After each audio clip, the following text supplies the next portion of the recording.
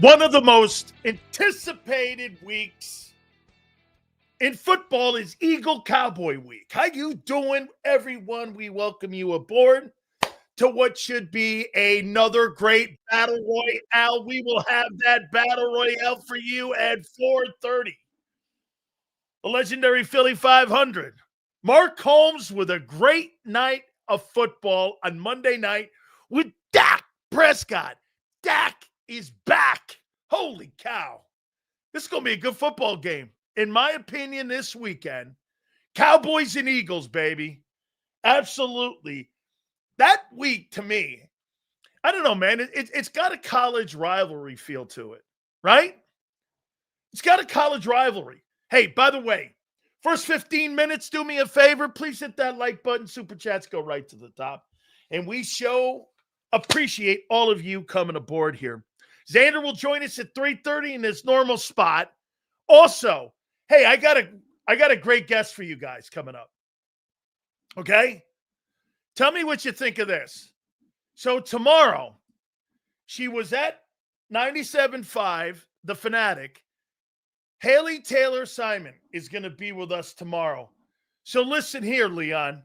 I want you to try to control yourself because we're going to bring a broadcaster on, and we got to get a little diversity here. We bring Joy Taylor on. We bring as many people. We bring Christine Brennan on. So try to control yourself. I'm working on Kay Adams. By the way, Kay's not who you think. She'd give it back to you, too. I like Kay Adams. Kay's good people, man. So we will definitely we're looking always for new people that could bring a lot to the table. So again, please hit that like button. We appreciate our supers here like Kyle. Don't be surprised if Howie Roseman hedges his bets and drafts a quarterback in the top 3 rounds. The kid from OU looks good. All right. I'm not going to start there with Jalen Hurts yet, Kyle. I'm going to start with A.J. Brown. So let's start here with A.J. Brown, okay? I want to read some numbers to you guys, and you tell me if this is a product of the quarterback, the offensive coordinator, the head coach, all of the above, okay? Targets, A.J. Brown is 35th with 65.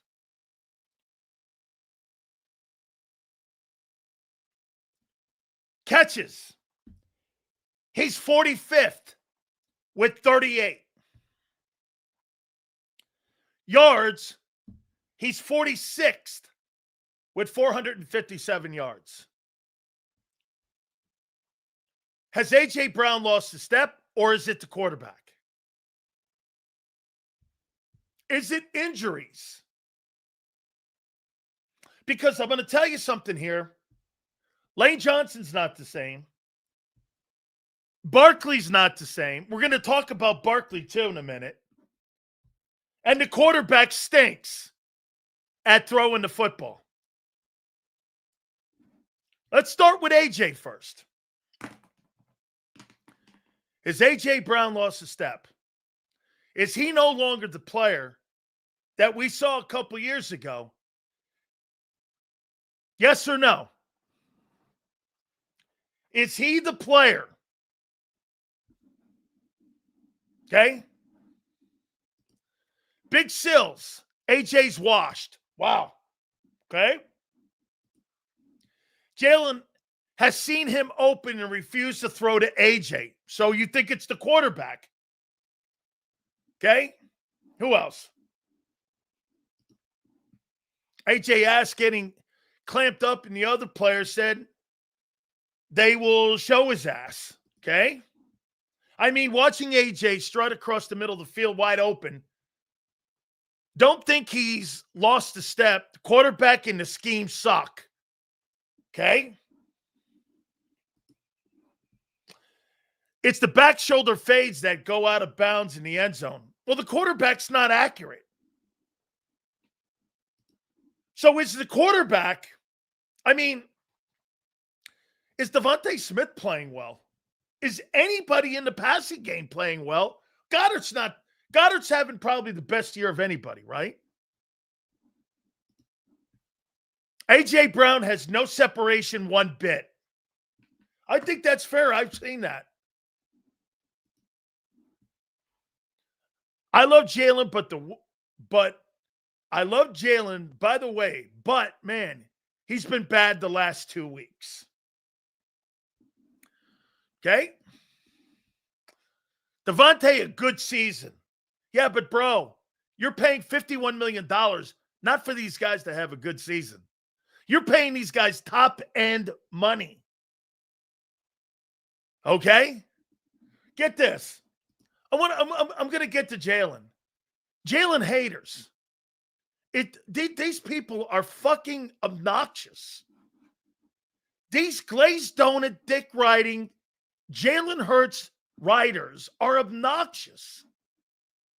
There's more than just 2 games with Jalen Hurts. You know what? Let me go here. It's 27 ball games that your passing game has blown out loud. 27. It's not 2. It's 27. Last year, you were 29. This year, you're 27. I mean, it's 27 ball games. 17 a year ago and 10 this year. This is 27 ball games. And the passing game has affected everybody. AJ, Hurts, the way it's approached, the players are now getting hurt. I mean, Devontae is not a top 10 wide receiver. He is not. Dude, that stat that Coach gave you yesterday, Coach Brown gave you the stat of Devontae Adams, which is insane. He's not even in the top 10 in targets, and he's leading the NFL. In receptions, get this. You see this stupid number right here? Hurts' passing ratings are historic. That fucking is terribly awful. This guy's wrong.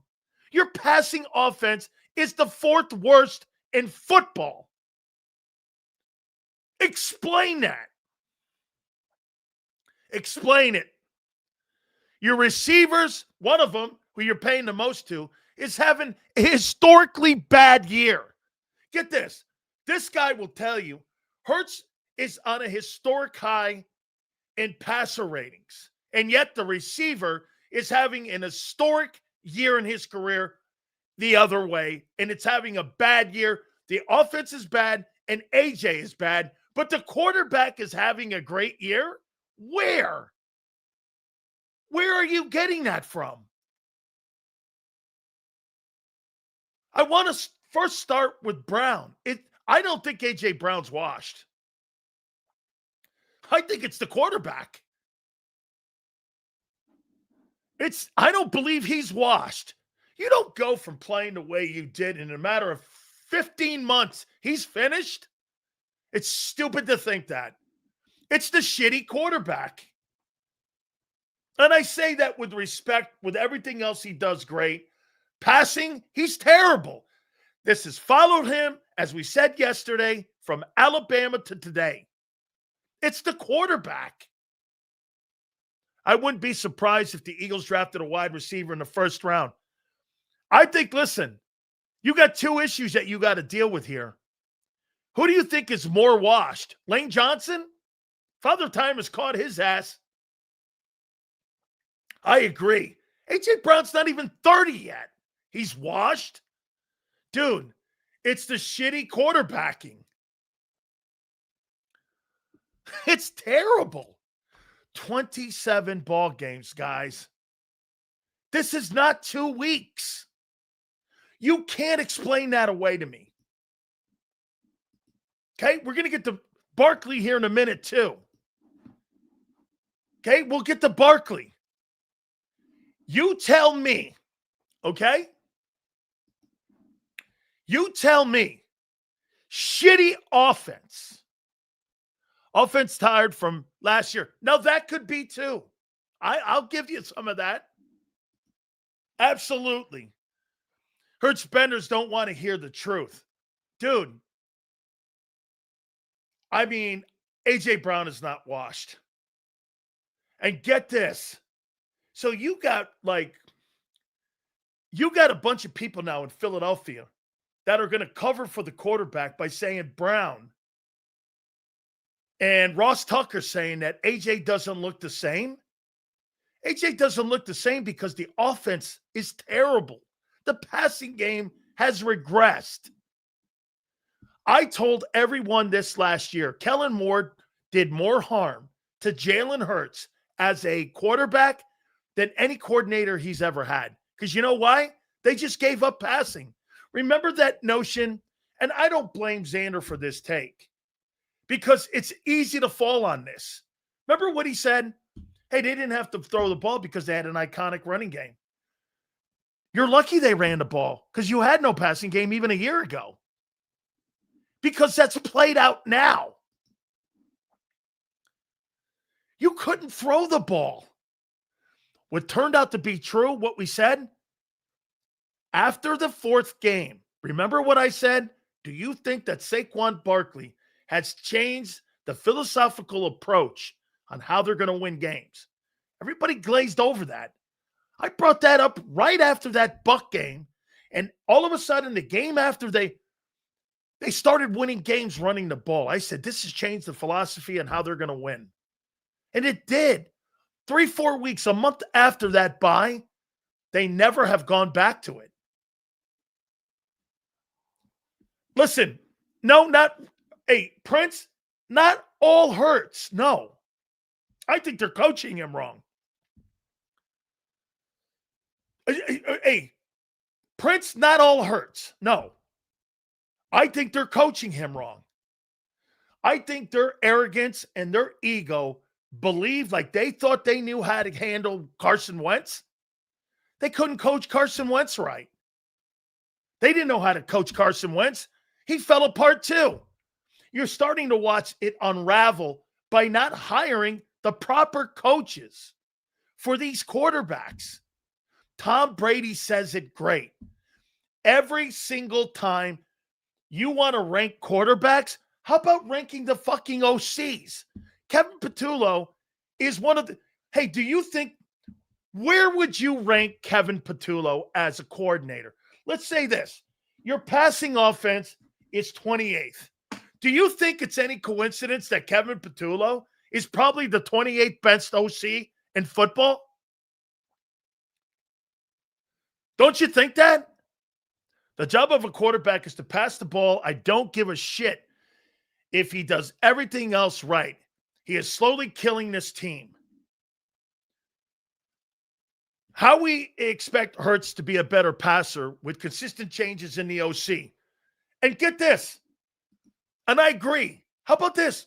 Kevin Patullo, do you think there's any coincidence that you would probably rank him right now? That you would rank him in the bottom 5? Well, the passing offense is in the bottom 5. Last year, you had Barkley to cover the passing game. You had Saquon Barkley to cover the passing game's inability to move the sticks. So what do? Get this, guys. Here's what the Eagles do. They go out and they hire a guy who's never called plays. You know, I had Brad Johnson on today on my Tampa show, and I asked him this exact question. How much do you think that hurts people like Jalen Hurts, having multiple coordinators and ways of how the coordinator approaches a book? Like, how many people do this? You can read a book, and 3 different people have different ways of what they took out of that book. You know what Brad said? I go, Brad, what about it? He goes, even if there's guys in the buildings, you're going to have a different way of protecting. You're going to have a different terminology in how you want to run, how you want to fan block. Just different things. Every coordinator has a different thing. And just because he was in the same room, you want to add some twists and you want to do some different things that the previous coordinator did to separate yourself to try to evolve the offense. Well, they haven't evolved it. They've actually regressed it. So Brad's like, yeah, it's a challenge. Having multiple coordinators and having coordinators that are inexperienced, how in the world does that help him? I think they've ruined the kid. I mean, listen, to dig him out of this hole, I don't know. Sills, that's my issue. One day it hurts. Next day it's KP. Next day it's Nick. Tomorrow it's AJ. Next week it's Barkley. I just want answers, man. What the fuck? I'm with you, Marsh. It's because, you know why? They're all over the place on offense right now. Hey, Marsh, that's Nick Sirianni's responsibility to keep everything in focus. You guys keep telling me that's his job. Sirianni's not doing his job. Like you said, you see Marsh's super chat? That's a head coach's responsibility. Keep the coordinator in line, quarterback in line, the personnel in line. And if he has to, he's got to directly be accountable to the general manager. He's doing none of this. This is 23 mentality. You just got better players and you got better coaches on D. Hey, by the way, this is 2023 all over again, but the difference is this. You got spectacular coaches on defense at every level. Bobby King, Christian Parker, Clint Hurt, and, of course, Vic Fangio. They're not allowing it to go to 2023. Do you understand what's happened here? Marsh, you're right. It's AJ. It's coordinator. It's a head coach. It hurts. This is the same shit you did in 23. But the difference is your defensive coaches are spectacular. And they're not going to allow it. And that's how they're winning games. They're winning games because you're exceptional. You are exceptional on defense. Exceptional. Do you think Jalen is feeling himself after getting the ring? Has his ego outgrown his play? I'm asking after learning about the locker room drama. Devin, I don't think that guy comes off like that to me, that he's that guy where all of a sudden he just turns into an asshole. I just think he's a weird dude. Okay? I think he's a weird dude. I think he's a weird dude that likes to win, that is going along with Nick and what Nick wants. Hey, remember something. If he goes along with Nick, he doesn't have to do anything exceptional in the passing. He's not exceptional. Hey, listen. There have been numerous quarterbacks that have won in this league that haven't been exceptional. Troy Aikman wasn't exceptional. Troy Aikman was a good player. He wasn't exceptional. He wasn't the quarterback of his generation. Guy with 3 Super Bowls is not the quarterback of your generation? Ask yourself that. Do you really think that Troy Aikman was the quarterback of his generation? Absolutely not. But he won 3 rings. I've never seen a guy with 3 rings never called the generational quarterback because he wasn't. He wasn't. Do you think Jalen? Yeah, no. Let me go to Prince here. Seals, they never fixed the problem like you said. We moved on from last year when we struggled, but you didn't fix it in the offseason. That's right, the passing game. They didn't hire a guy for Jalen. They hired a guy for Nick. Nick's a passing guy. They're fucking passing, and they're terrible. They kept the same philosophy thinking it would carry over. Right. They were going to run the ball out of play action, and guess what? When they found out that Barkley fell on his face, the philosophy's falling on its face. You're winning games right now because your defensive coaches are exceptional. The general manager is exceptional. The offense, you got to get this. You have exceptional. You have exceptional talent on offense. All up and down the line. Just great offensive talent. Okay? And you have horrible coaching. The guy who's being exposed is Nick. It's not Jalen. It's Nick. You're right. Hey, Marsh, Hurts, KP, AJ. I mean, that's the coach's responsibility to fix this shit. And he hasn't. And because he has no balls to go to Howie on hires, Howie, we needed to get a RPO coach in here. We didn't need to pass. That's a philosophy mistake. You hired a passing coach who dealt with Phillip Rivers in Indianapolis, and you thought you would apply that to Hurts? What metric made you say that? So when I say Jalen Hurts sucks in this system. Hurts in a different way of being coached, like with Shane, he's probably exceptional. We'll never know now. It's almost getting to the tipping point where it's too late. And you're not winning a Super Bowl with this fucked up offense. You know what solve all this? A play calling head coach. That's correct. All the bullshit that people say about Sean McVay. Sean McVay is the second youngest coach in the league. You want to hear when John takes a shit on Sean McVay? He's younger than fucking Nick. And he's been in the league 9 years. He's still learning how to be a head coach too. And he's got 4 division titles, 2 NFC titles, and a Super Bowl to boot. And he's younger than Nick. Think about that. He's younger than Nick. This guy got the job at 31. 31. Sirianni was at some stupid junior college or some shit when this guy got his first head coaching job with the Rams. Nick was coaching some triple option guy at Fork Union or something, wherever the fuck he came from. Sills, here's my problem. Yes, it's Jalen, but where is the create? Absolutely. They can't put a proper coach around the kid. I completely agree. Running into struggling in the run game, absolutely. Sills, keep an eye on this coach next year. Ronald Curry. He's a QB coach for Josh Allen. That's a great find, and that's exceptional. I know who Ronald Curry is. I know that. I know who that guy is. You wouldn't have to worry about an OC. Absolutely, you're correct. That's why these built-in guys like Matt LaFleur and, dude, Dan Campbell's going to cost the Lions. He's too fucking aggressive. You need to have patience, too.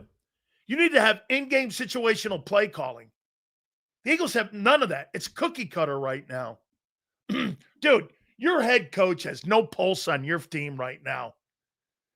Guess what? He danced around the question when they asked him today about Kevin Patullo and how you evaluate him. Oh, he's got to work on this. He's got to do this. He's doing that. He never just went like this. Yeah, we got to get better.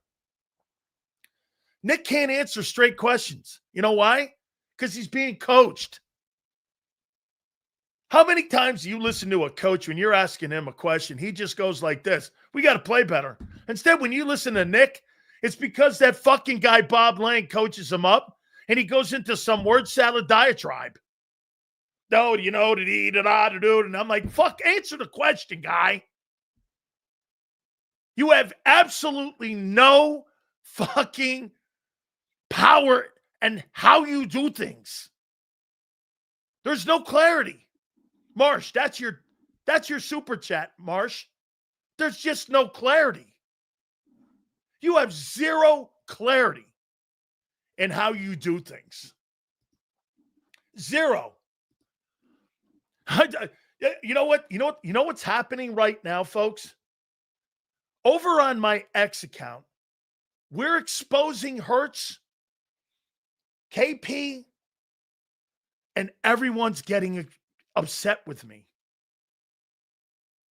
Everyone is upset. You know why?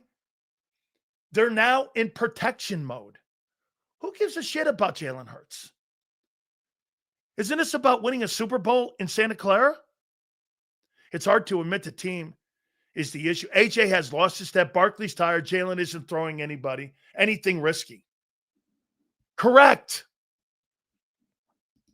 We have the best and we have the most intelligent people that watch this team on our program and on Birds in the entire city of Philadelphia. The rest of them are in racial mode. They're protecting Hurts because he's black, instead of looking at it being a Green Eagle fan. Unfortunately, folks, you can't do that like you can in politics. In sports, there's no color. You're good or you're bad. Plain and simple.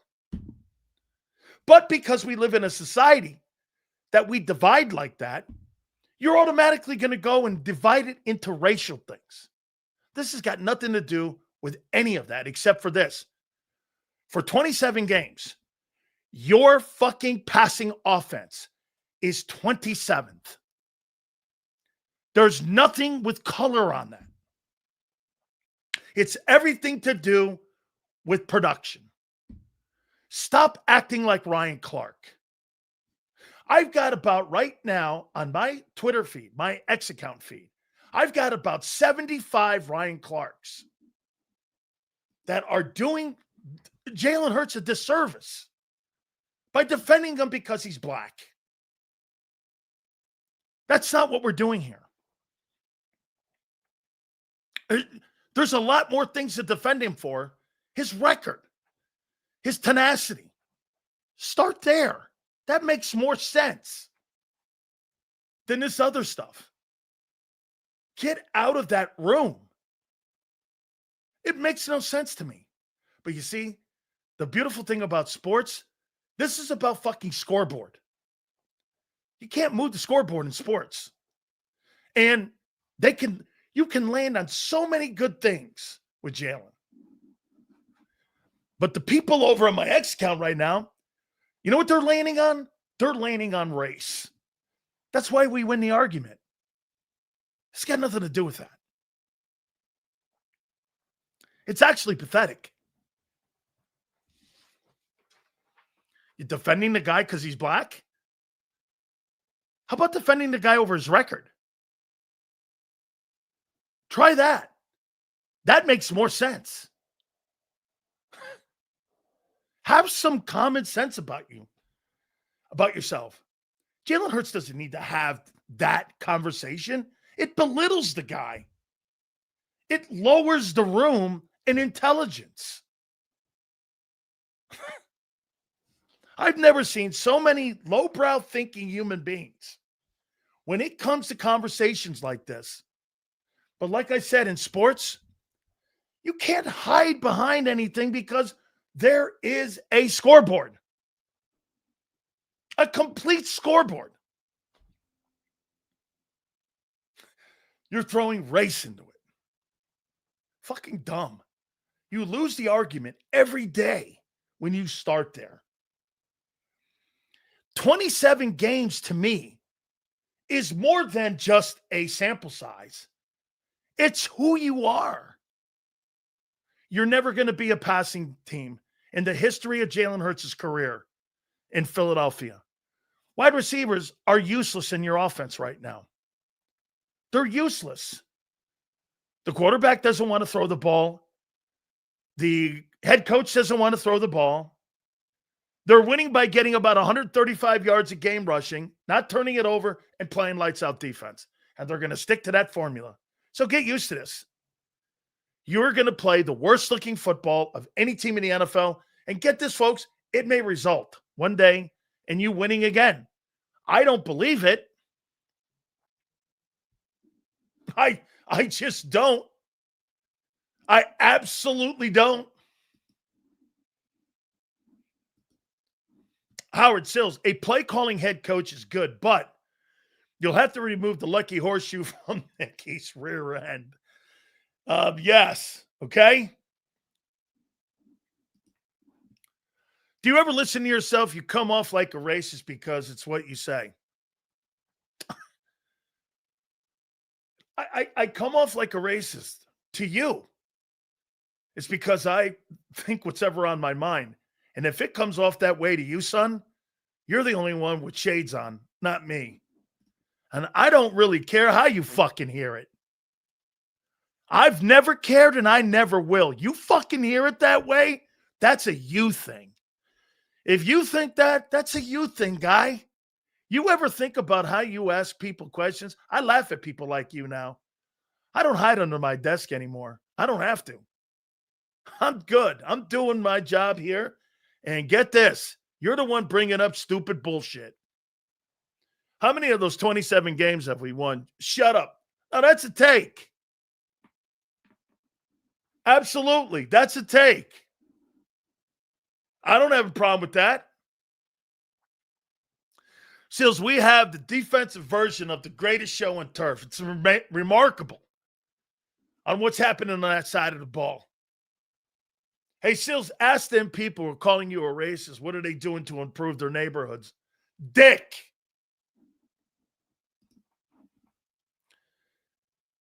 If Seals a racist, why are you watching?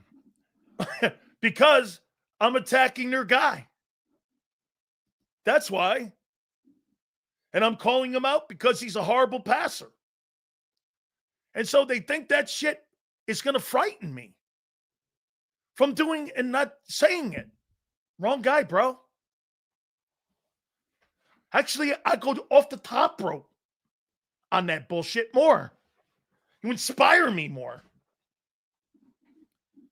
You think I'm going to sit around and let some nobody on a fucking chat room call me a racist and think that that's going to fucking bug me? Hey, stand in line, guy. You've been doing it for 40 years. I'm not going to apologize any longer. I'm done with it. It's over with. Kiss my ass, guy. And I think you're hilarious. To defend a team using race and color is low. The offense is shit. Why is it so hard to accept? Because they can't. They can't. It's impossible. You have to go. If you hate Hurts, it's racist. And if you don't like his style, it's racist. I'm telling you the way it is, finally. I'm not going to sit around and beat around the bush. You know why everybody beats around the bush on the radio and all these shows? Because they don't want to tell you what it is. If you say something negative about Hurts, and if you're white, you're automatically a racist. Instead of just pointing out the inefficiencies. There's so many good things about the kid, too. You don't want to go there. That's why we're going to have real talk today. We're going to have real talk. I don't give a shit what side of the aisle you're on. Horrible passers a stretch. I don't know. Your offense is 27th for 27 games. You tell me. Okay? Okay, here. Why attack him? The coach's job is to develop. That's a take. Yes. I just got through telling you, kid. The coaches are failing him too. The passing offense is 27th. It's a collective thing. He's limited as a skilled guy. They haven't developed Jalen Hurts since Brian Johnson left. Brian Johnson was a better coordinator than Kellen Moore and Kevin Patullo. Do you agree with that? Fuck, the offense was 8th. I'll live with the turnovers if you're trying to develop the quarterback. Okay?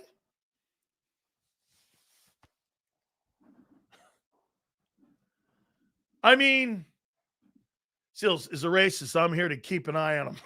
Watch your mouth, Sills. Oh, good job, Prince. Made me laugh. Thank you, bro. Thank you. I appreciate that, man.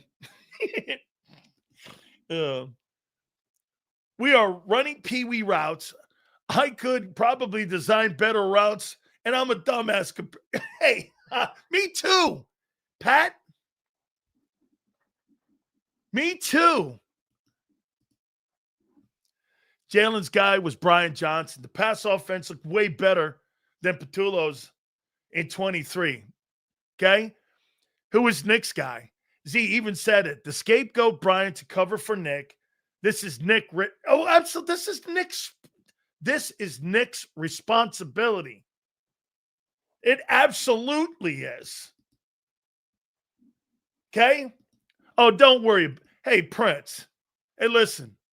These little dweeb, like so-called cancer culture people, dude, you know Box of Rocks. Give a shit about some dude named, what's his name? Fucking Brunson Burner. What the fuck's the guy's name? We had him on for a little bit. I thought he was pretty good, and then he turned into something. I don't know. I don't really care, really. Seriously, I could care less. Guy's hit by a bus. I could care less. I really don't. I'm not that guy, dude. I really don't. All our coaches on offense side of the ball are new coaches or inexperienced coaches at their respective coaching positions. Completely true. Absolutely, man. So A.J. Brown, in my opinion, I think A.J.'s a product of all the shit that's going on. Quarterback's in the wrong system, trying to get him the ball. The quarterback's not a progression reader. They got him in some sort of stupid pass offense now. They got Jalen Hurts under center. Okay. He had a great game against the Giants. Wow, wonderful. Awesome. Okay?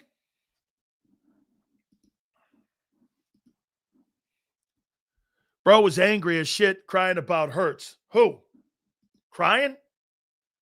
I'm telling you, your offense sucks. You think that's crying, pointing out facts? Then you take it as crying. People call people racist because they don't. That's right. I mean, that's why it's kind of lowbrow stuff for me right now. I really don't care.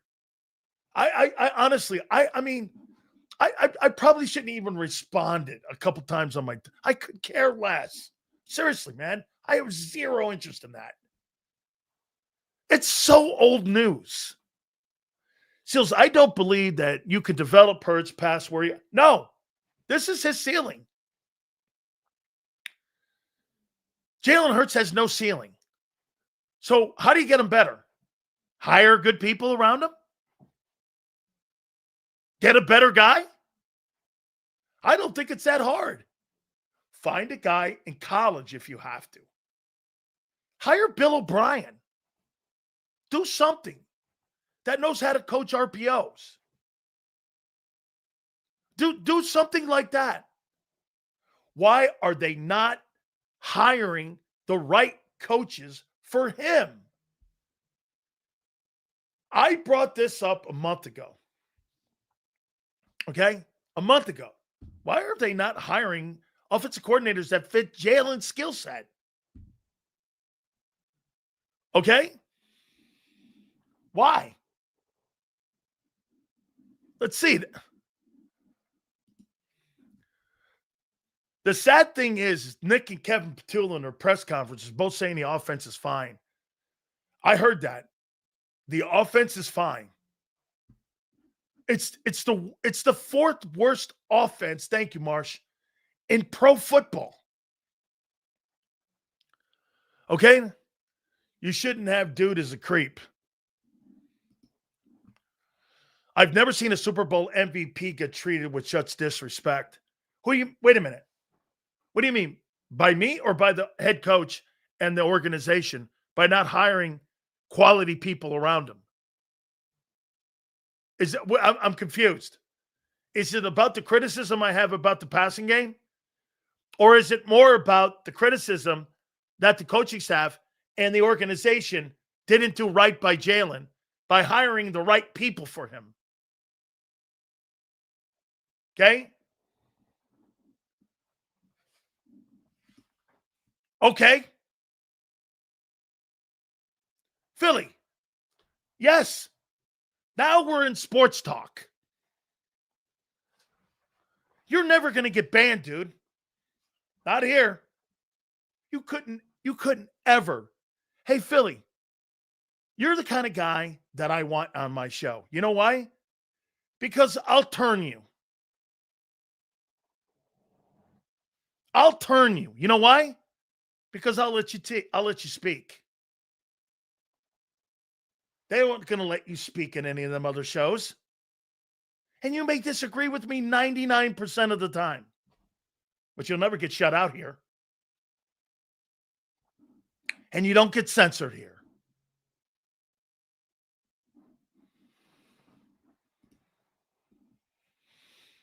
I mean, look, a long time to come around, but man, there's no way the coaching staff are totally inept. Has to be the quarterback. The quarterback and the coaches are not the right fit. Do you understand that? They're not the right fit. Who would you hire for Hurts? Okay. Cliff Kingsbury? Joe Brady? Lane Kiffin? Anybody that knows how to run an RPO? Shane Steichen? Pick one. I love Sirianni. He's perfect for Philly, but this is the disadvantage of a CEO coach who can't call plays. Every time you get a good OC, they get swiped up. Absolutely true. Sills, the right coach and the right system will put the organization past decisions in a negative light and put Hurts' longevity at risk. Listen here, I asked you this question about 2 years ago, and I'll ask it again. If Jalen Hurts plays 10 years in the NFL and brings you 4 Super Bowls, and he gets blown out and hurts his knee in year 12, was it worth it? Fuck yeah. Carson Wentz was worth it. Carson Wentz was worth it. Even how it ended.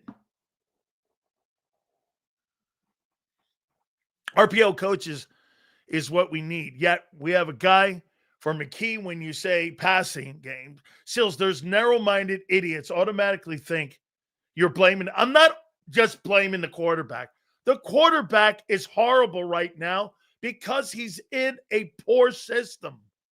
It would be like, get this, guys. Here's the deal. It's not all Jalen here. That would be like putting Joe Burrow in an RPO offense. How do you think Joe Burrow would do? He barely gets through a drop back offense. What do you think Stafford would do in this offense? He would look terrible. But they wouldn't run that offense. Hey, let me ask you this. Do you think if Matthew Stafford was the Eagles quarterback, you'd be running this offense, or would it be completely different? Do you think it would be completely different if Matthew Stafford was the quarterback of this offense? Would it be completely different if Stafford was your quarterback? They would change the entire offense for him. But you know what they're doing now? They're trying to have a passing offense with an RPO quarterback. The thing makes no sense. It just makes no sense. It really doesn't. There's no sense to it. So again, end of the day, this is what you got. Like putting a Ferrari on a go-kart track. You know what I do dig is that what's clearly happening here. People are getting upset because they're attacking Hurts. And people are assuming that Hurts is the main issue. He's not the main issue. He's just limited. You can't go to 2022 anymore. That's 3 fucking years ago. That's a lifetime in the NFL.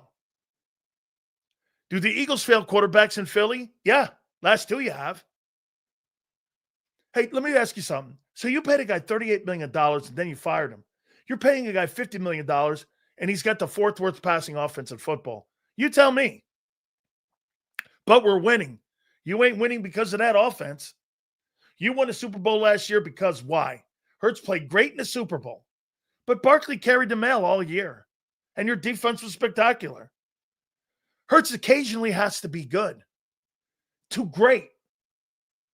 The 2 Super Bowl games, fabulous games. I couldn't name you a game in the last 2 years where he played, and those were the 2 most important, and I'm not dismissing those. I am not dismissing it.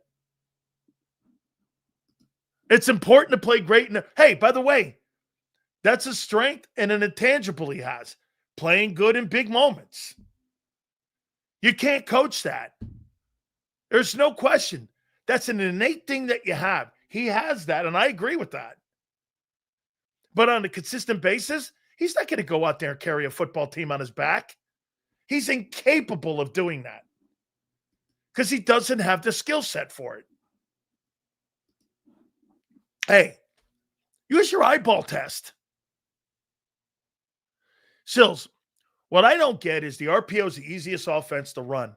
Yeah, you got to have a great athlete to run that thing, though. Why doesn't Hurts grab Smitty, Barkley, and Brown and say, fuck the coaches and run the RPO in the huddle? You know, well, that's what's kind of being reported now that they're doing. That Hurts is getting, and everybody's upset because Hurts doesn't, I think what's going on is this. The offensive players want to have a more open offense. Hurts and Nick don't. Those guys don't want to do it because it's not, that would result in more losing football. Hey, listen, I heard John McMullen say, if you put a truth serum to the offensive coaches, would they rather have Herbert or Hurts? They'd rather have Herbert. You know why? Why do you think that Nick and Kevin Patullo would rather have Justin Herbert as their quarterback? Anybody? Anybody? Anybody know why? Nick and Kevin Patullo. Anybody that Kevin Patullo and Nick would rather have. There you go, Kyle. It's their style of quarterback. It's easier to coach. Funny. Play style. That's right. It's easier to coach. Nick Sirianni has no idea about an RPO coach, and that's why they don't run the RPOs. When Shane left, he took the playbook with him. Do you realize that? When Shane left, he took the playbook. It's not the point. They'd rather coach Phillip Rivers than Jalen. You're missing the fucking point, guy. You know why you're missing the point? Because they're trying to coach him like Herbert. They're trying to coach him like Rivers. He missed the point completely. He's one of those guys that again, thinks that we're sitting here talking, this ain't personal, man. I don't give 2 shits about Jalen Hurts. I could care less about him. I could care less about the guy. If the Eagles want to know what a real coach looks like, just look at the defense. They're happy. They're playing their asses off for Vic. Completely true. Get this. Dumb take, of course, because you know why? Nick Sirianni is not an RPO coach. He's never coached an RPO quarterback in his entire fucking life. And every time that they don't have an RPO guy in the building, like Shane, it's been a train wreck for Hurts. Turnovers and bad offense. And they've tried to throw the football. And every time they try to throw the football with no RPO guy in there, Jalen Hurts is 28th. His offenses are 28th. Dumb take? How about this, M. Reyes? That's reality. Reality is your offense is the worst, 4th worst in pro football. For almost 30 games, they've been the worst. He can't dispute that. 30 games. That's like 2 fucking seasons. It's not going to get better. Like 2 seasons of the worst passing offense in football. 2 seasons. You ain't good enough to win it this year. Your defense is. Your defense, hey, look. 2 defenses that are getting better and better and better and better and better and better and better every single week is Chris Shula's team and Vic Fangio's defense. Chris Shula's Rams are getting better every week. He's going to be a candidate to be a head coach. The job he's doing with the Rams. That defense is getting better and better and better every week. They're great in red zone. They're great on third down. They're great in points allowed. They've got a front four that's fucking killing it. Chris Shula is going to get a head coaching job. If Shane took the playbook and Hurts is elite in the playbook, then Nick didn't stay with that playbook to have his quarterback excel. How isn't that coaching? What are you talking? That's negative coaching. When they took the fucking playbook to Indianapolis and you want him to throw the ball, that's bad coaching. Okay? Sills is cooking today. Jalen Hurts is a good quarterback and can be great when the system is designed for his style. He's capable of making huge plays off script, running and pretty deep ball off of play fakes. Yes. All of that true. Yes. I'd run more off script shit, wouldn't you? If the guy excels at off script shit, run it. Is it that fucking hard? Think of that. Run more off scheduled stuff. He was great on off scheduled in 22. That shit was off schedule. When he had to take off running, that's off scheduled stuff. I mean, dude, if you know a guy's a great boxer, you're going to try to knock him out right away. If you know a guy's got a great haymaker, you're going to try to avoid it. You're not going to run into it. Seals, if you're correct and the system would change to fit Stafford or Burrow's skills, it makes it even worse. Why not change for Hurts' skills? That's what I'm saying. It's ego. Bro, that's what I'm saying. They are off in like La La Land. Now you've got Hurts under center. How's that going to help him? How is that helping him? You need to go up tempo with him. All scheduled shit. RPOs. Go back to that. Nope. They don't do any of that. They don't do any of that. I'm convinced if Jalen Hurts was in Indianapolis this year, he'd be an MVP. He'd be an MVP.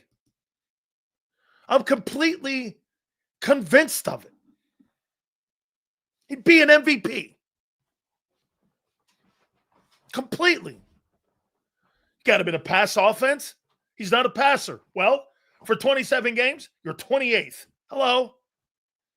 Listen, I want to make this very clear to you. This is not 2 games. This is almost 30 games. And you're still in the same place. The difference, Barkley's not who he is. And I'm going to get to him next. Okay? A.J. Brown's not lost a step. A.J.'s in some sort of, he's in some sort of like nebulous or something right now where he's caught in between. They want to run. Do they want to throw? Do they want to run? Do they want to throw? Do they want to run? Do they want to throw? 27 games. Your offense is dog shit throwing the ball. Almost 30 games. You know what you're going to do? You're going to look back on this with your one Super Bowl win, and you're going to regret that you didn't take more advantage. You're not winning it with that offense. A year ago, you had a superstar Barkley. You ain't got one star on that team. There's nobody playing well on offense. Nobody. Maybe Goddard. There's not one guy playing well on offense. Maybe Smitty and Goddard. Maybe. Smitty's the numbers that Smitty has are common in today's NFL.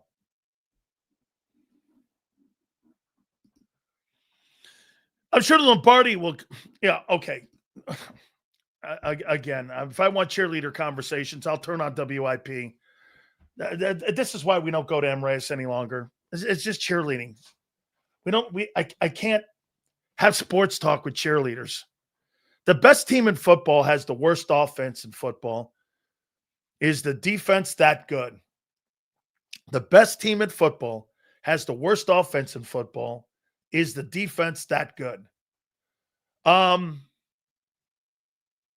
think your offensive players are exceptional. They're just having bad years, and you're doing enough by getting around 132 yards, 135 yards rushing, not turning the ball over, and playing defense. And that's just it.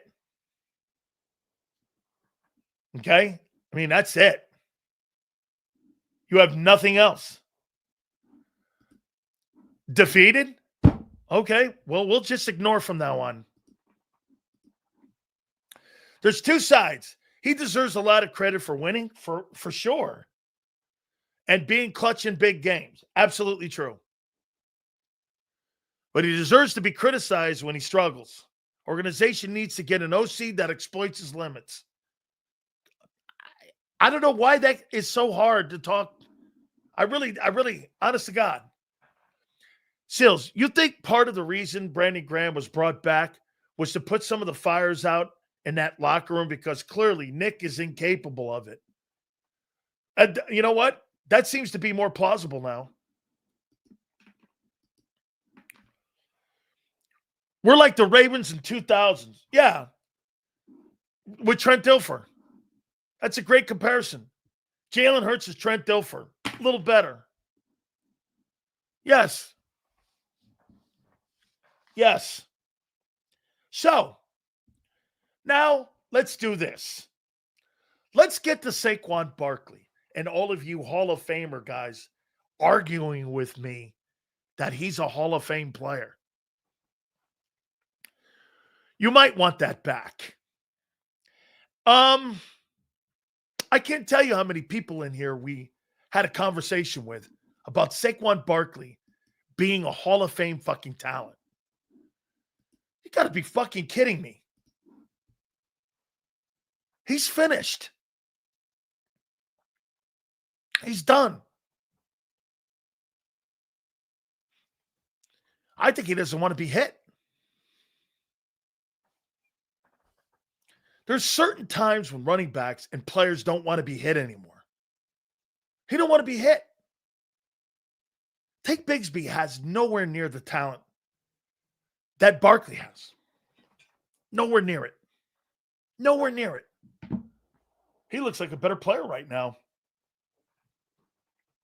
Am I wrong? Tell me I'm wrong. I told you the 2,000-yard rushing season would take its toll on him. And it has. Sills, it doesn't look like he's lost a step. You know what it looks like to me he's lost? His will to keep continuing to run through the line of scrimmage. What's he waiting for? He doesn't want to get hit. Our offensive line. Okay. Offensive line. Sure. How come when I watch Tank Bigsby get in there, pass protection's not a problem? Tank looks better. And he's nowhere near the talent. Shit, sometimes when Shipley's in there, he looks quicker. That guy looks fried. You're wrong about Barkley. Okay. I'm wrong about Barkley. And yet, every single fucking week, we ask the question, what's wrong with Saquon? And it's the offensive line. So let me get this right. You blame the offensive coordinator. Okay? You blame the offensive coordinator for Hurts. Now you're blaming the injuries in the O-line. Okay. So that means this, that Lane Johnson then is long in the tooth. Landon, his injuries have played too much of a factor, and he's running out of gas. Cam mistake on the contract. You're telling me the offensive line, okay, well, let's do this. Either the offensive line is falling apart or Barkley's falling apart or both. Barkley's fine?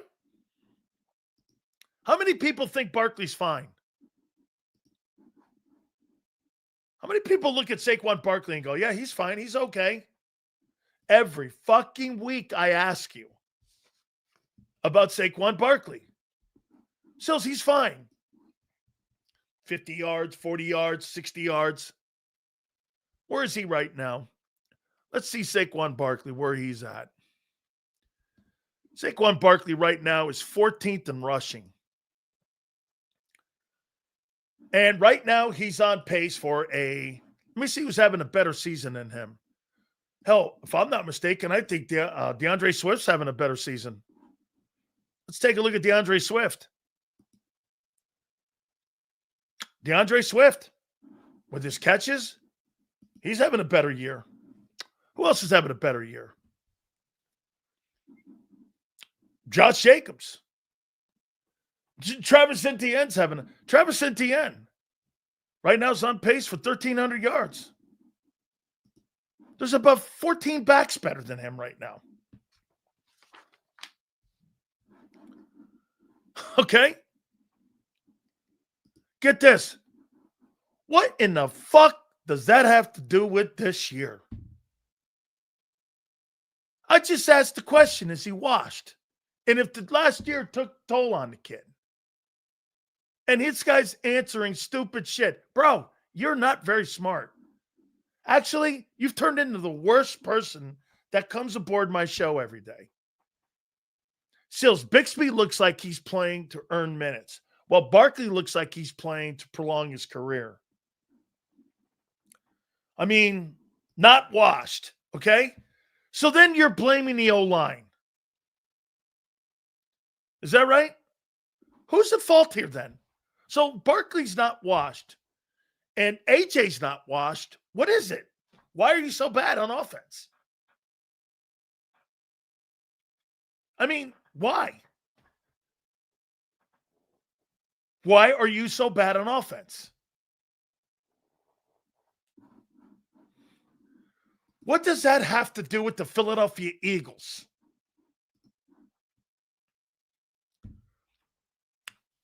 Hey, RC3, do you ever think that a player like Saquon Barkley had a year like Roger Maris, where he hit 61 home runs, and after that he was never the same? Did you ever think it was something like that? Where he had this insane year, and you were just assuming he was going to go. Do you know how many people in here told me that Barkley was going to go for $2K 2 years in a row? I said, never happened. There's been more talented players than him that never did that. Barkley, I think it's the O-line that's not firing off the ball and manhandling people like they did a year ago. Okay, so Marsh, it's not Bark in your opinion. You think it's the O-line that's basically hurt and old. Is that right? Hurt and old. Barkley and Jacobs are in the same boat, Sills. Funny enough, both passing games are in the same spot for both teams. Yeah, but here's the difference. They assumed that Jordan Love was a passing guy. Nobody ever assumed Jalen Hurts was. They always assumed Jalen Hurts was more of an RPO guy like Lamar Jackson. Love, they're assuming he's a passer, and he's not. That guy is so inconsistent. It's just ridiculous.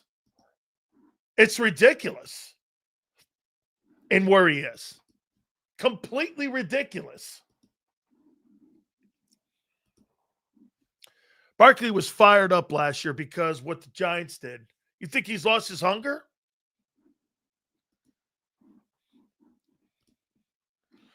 Sills, you're looking tanner than a week ago. Sills, you're looking tanner than a week ago. I don't want anything to do with Tanner McKee. Tanner McKee. What the fuck? You're trying to win a Super Bowl here. I'm taking him out for Tanner McKee. Tanner McKee decisions are in the offseason, not now. Correct, Sills. Both. It's correct, Sills, but they cannot pass their way out of the stacked boxes. Well, dude, they don't think the quarterback can complete passes in this offense. No continuity with the O-line this year. Constantly missing someone or hobbling through an injury. They don't move players off the ball like they did a year ago. Actually, worse than getting blown up off the line. And they're not. You're right in that. They're not moving people. I completely agree. They're not. By the way, you know how many people told me Tyler Steen's playing good ball? He's so soft. He puts his head on the right side. He does a good job. He grades well. He's just soft. He's everything Barrett Brooks said he was. Barrett Brooks is right. He's okay. He's not exceptional. Hey, look, I think he's a starting guard in the league, but he's nobody to write home about. Okay? I mean, so here's why this league changes week to week. This team is focused on recreating the 2024 success without making changes. That's right. That's a great take, Bob. They didn't evolve. They absolutely did not evolve. Just remember who was tackling Barkley last year. That's right. Samuel. Excellent. This is why we got the best people in here. That's correct. Remember when Brian Westbrook was on? He goes, I wish I was getting hit 2-3 yards past the line of scrimmage. That's right. They're flooding the lanes. They know Hurts is only going to throw the outs and go routes. They're not going to do anything special in the passing game. There's no creativity in the passing game. Absolutely. Absolutely, man. Absolutely. By the way, I think it's wonderful. Folks, people are trying right now. They're sending Xander Krause and everyone else comments about trying to fire me today. Because of the way we're talking. Imagine that. Nothing personal. I don't have anything against Jalen. I don't have anything against Nick. He's getting inundated today on my social media. Fire Sileo, Xander. Because we're having a conversation here.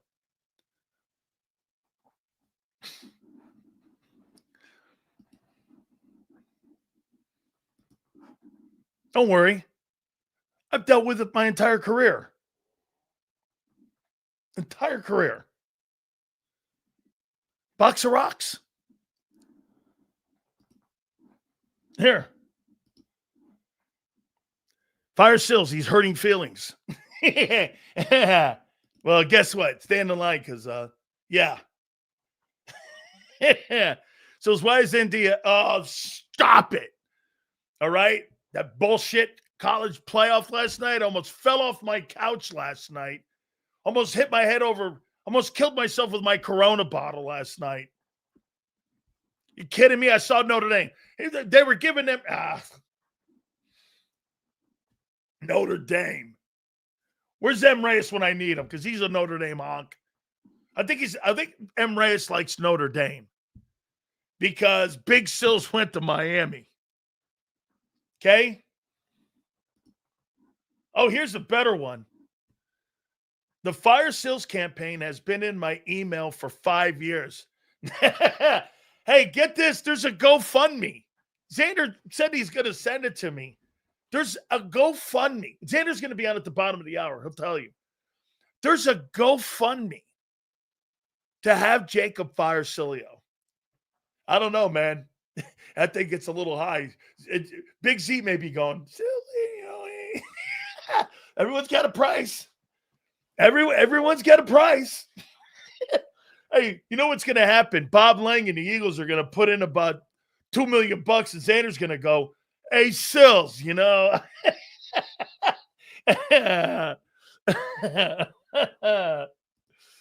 Oh, my God. Take the money and don't. Hey, M. Rice, I didn't mean that about you. I dig you in here, man. You know that. All good, bro. You don't need to get fired, Sills. We disagree. Hey, great, dog. That's great. That's great. I'm thankful you're in here. It's not a GoFundMe. It's one of those online it's an online petition. Yeah, Xander's got to go like this. You know what he said to me, which was really cool. So there's all these like losers on my ex account. Xander goes, man, you are so old and fucking dumb on how you answer shit. I got to teach you, man. He does, because I'm terrible at it. I am. They're bringing all kinds of BS up, and it's because I've hurt their girlfriend, Jalen Hurts' feelings. and like, you know, everyone's getting their panties in a bind over it because we're having a decent conversation here. That's all it is. By the way, it's just sports talk, folks. Hey, by the way, my aunt's going like this. What's going on? It's all good, Betty. It really is. Actually, Bet, they've helped us today. So it's all good. Pillow biters. That's funny. Pillow biters. Not the online fully sells. Barkley dances around too much, waiting for a hole to open up like last year when it hasn't happened yet. I'll tell you what, I did hear Collinsworth make a comment to your point here, Mikey. It does look like at times it's like that close to him blowing away and hitting his head on the goalpost. Send me the link. How you doing? Yeah, that's what we'll do. Actually, I want the stadium named after Big Sills. Big Sills Stadium. How you doing? Where everybody gets to bitch at my team. I don't know about you. I don't know how you don't think that I'm not Philly when, you know, sports talk guys used to be like me all the time. Always something to bitch at. Hey, Sills, this is Sirianni's job. Dickerson, Jurgens, and Lane have been injured and cannot pull and get on the blocks like they did a year ago. That's becoming more evident than ever. Hey, guys, is this possible too? The tush push is taking its toll on the team. I mean, they're not even getting the success at the tush push any longer. Sills and Xander, you know winter's coming, so you know those snowflakes starting to show up. It's money to fly to Philly and have his partial owner of the Eagles. There you go, man. That's what I'm talking about. Yeah, I think they've calmed down now. Yeah, I'm an idiot. Right. Okay, I'm sure I am. Hey, my wife will tell you I am. Can anyone tell me the Eagles offense doesn't look mentally checked out? Hurts isn't checked out, though. He's playing the same level as last year. I don't know about the same level as last year. I thought he was great in the run. Hey, Saquon Barkley got 2K last year because Hurts was great in the run game last year. AJ was great in the run game last year. They all were great in the run game. They're not. AJ's not great in the run game. Hurts is not great in the run game. I'll tell you this. I think this has a lot more to do with it. I think Jalen Hurts in the offseason, he's getting sick and tired of not being compared to the rest of these quarterbacks who throw the ball around the yard. I think this guy wants to throw the ball, man. I mean, he wants to throw the football and be looked at in the same light with them guys. Nick is like this. Fuck, we're going to do it my way here. Hurts bites into it. But these 5-yard passes. Dude, and that punt he threw to. Do you know why Hurts completes a lot of those passes and those jump ball passes down the field? Is because those two guys are great at 50-50 balls. Dude, you know what I would do to Jalen? I would throw about 10 of those up a game. So what you got to pick? It's like a punt. You help your defense out too in field position if you're throwing late. Think of this. It's 3rd and long. You get an interception on the 5-yard line because you threw a 50-50 ball down the field and you had a pick and you put the ball on the 5. I'm not saying all the time. You won field position on that turnover. It's like a coffin corner punt. If you turn the ball, hey, not every interception is equal. You have an interception, you're on your own 35 and you're throwing an out pattern, you have a pick 6, that's on your ass.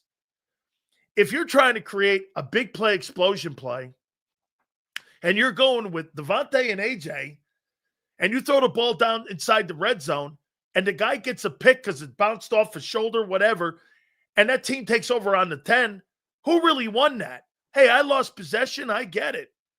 But they're starting on their own 5. You don't think that helps your defense more? I think you need to have more explosion throws. Right? More explosion throws. Test the goddamn guys out. What are you doing with these dudes? Find out if AJ has lost a step. Have some explosion throws. You hear what I'm saying? Dude, not every interception is equal. That makes no sense. Never change Big Sills. I'd rather listen and support this show than those clowns on Twitter who buy accounts for clout. I kind of know what you're talking about. It's funny. I had somebody go like this. Sileo's got a burner. Every time someone says that, Xander laughs his ass off. Sileo with a burner. If it's a burner, it's a hookah. It had nothing to do with anything internet. That's for damn sure. I mean, a burner account? Yeah, I could barely log on. The route concepts are atrocious. My nephew in high school has better route concepts. It multiplies the problems to 30% O-line. So no consistency, 25%, no imagination from coaching, bland game plans, 20%, Jalen for not stepping up and growing, 25% team for staying in the 24, never getting better and never evolving. Okay? I don't disagree. I think all of that in a milkshake comes out to be a bad milkshake. Yes. Again, Hurts, this offense is exposing what he doesn't do well. That's why I said he's not very good right now.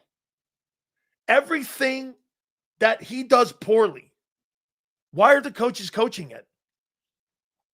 And then they turn around today in the press conference and at the coordinator meetings and say the offense is fine. The Eagle coaches are saying the offense is fine. The players are saying they're not happy. Xander's point's right. He's right. That was a great take by him.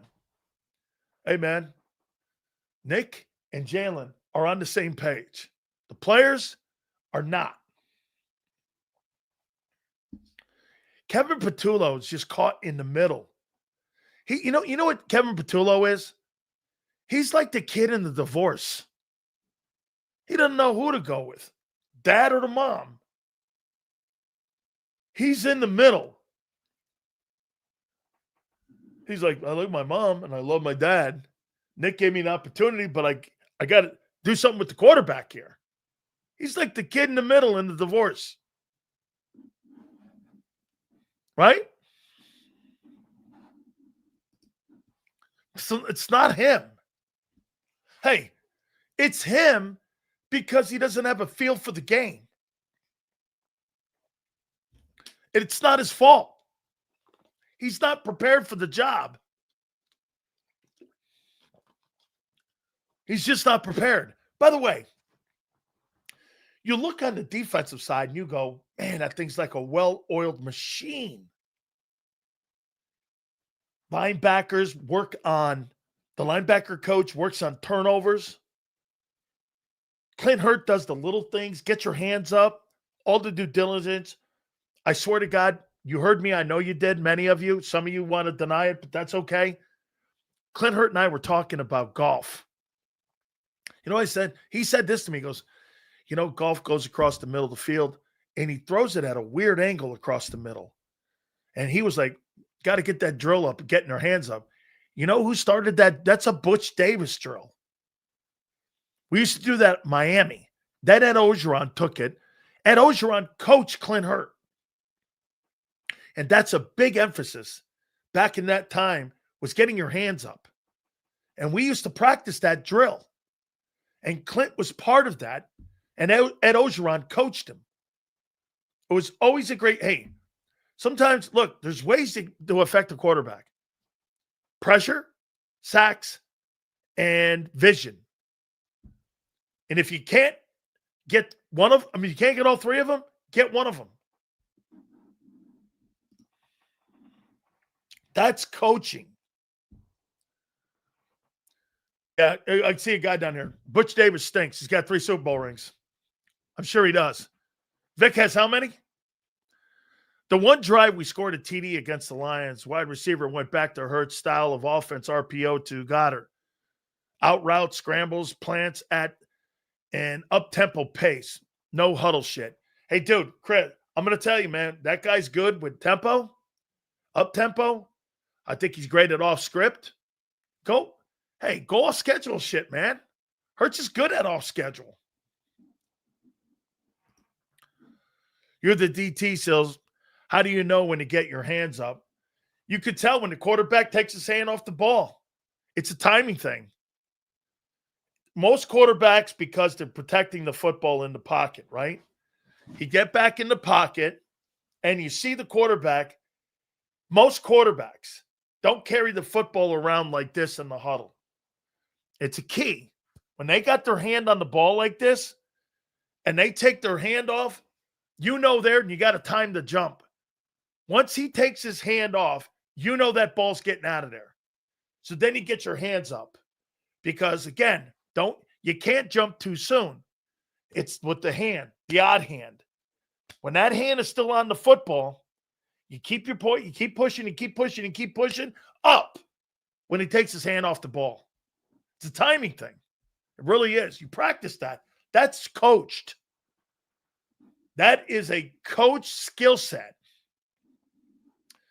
Okay?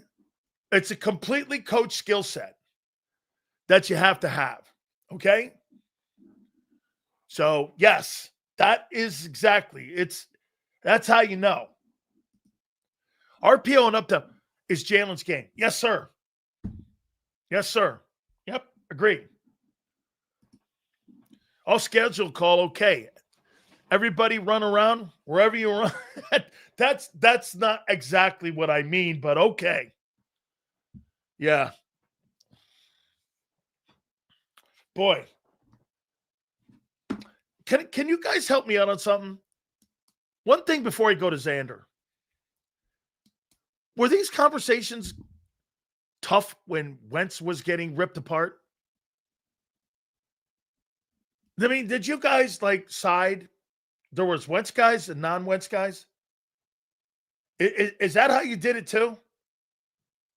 That you there were Wentz people and then there weren't Wentz people.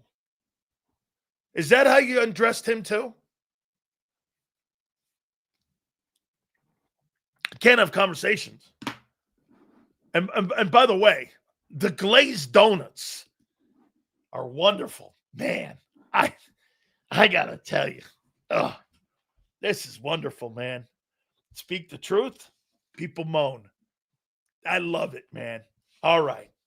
Without further ado, this ought to be a great segment. By the way, Battle Royale 2 today should be very interesting.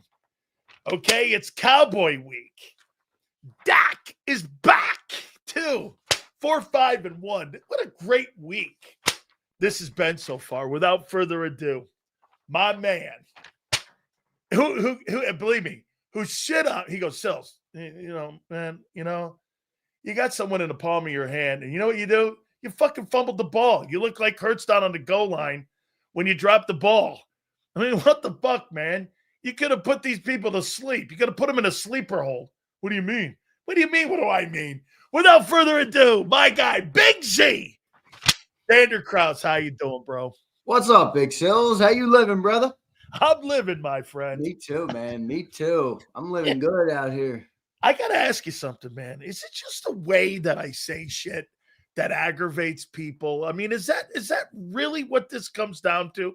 Because I hear people say the same things that we say. I mean, I don't know, man. It's just, I don't know. I mean, the way you say it, it's a lot of different things, but it's the beautiful part about the world we live in. And I love the show, and I don't think anything that you say about the football team really is that big of a deal, to be honest with you.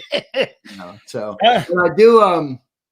If people would like, I do have the greatness of the petition pulled up. If you'd like to hear an excerpt from the petition. There really is a petition. You want me to read you a little bit? Yeah, I really do. Yes, I do. Okay, ready?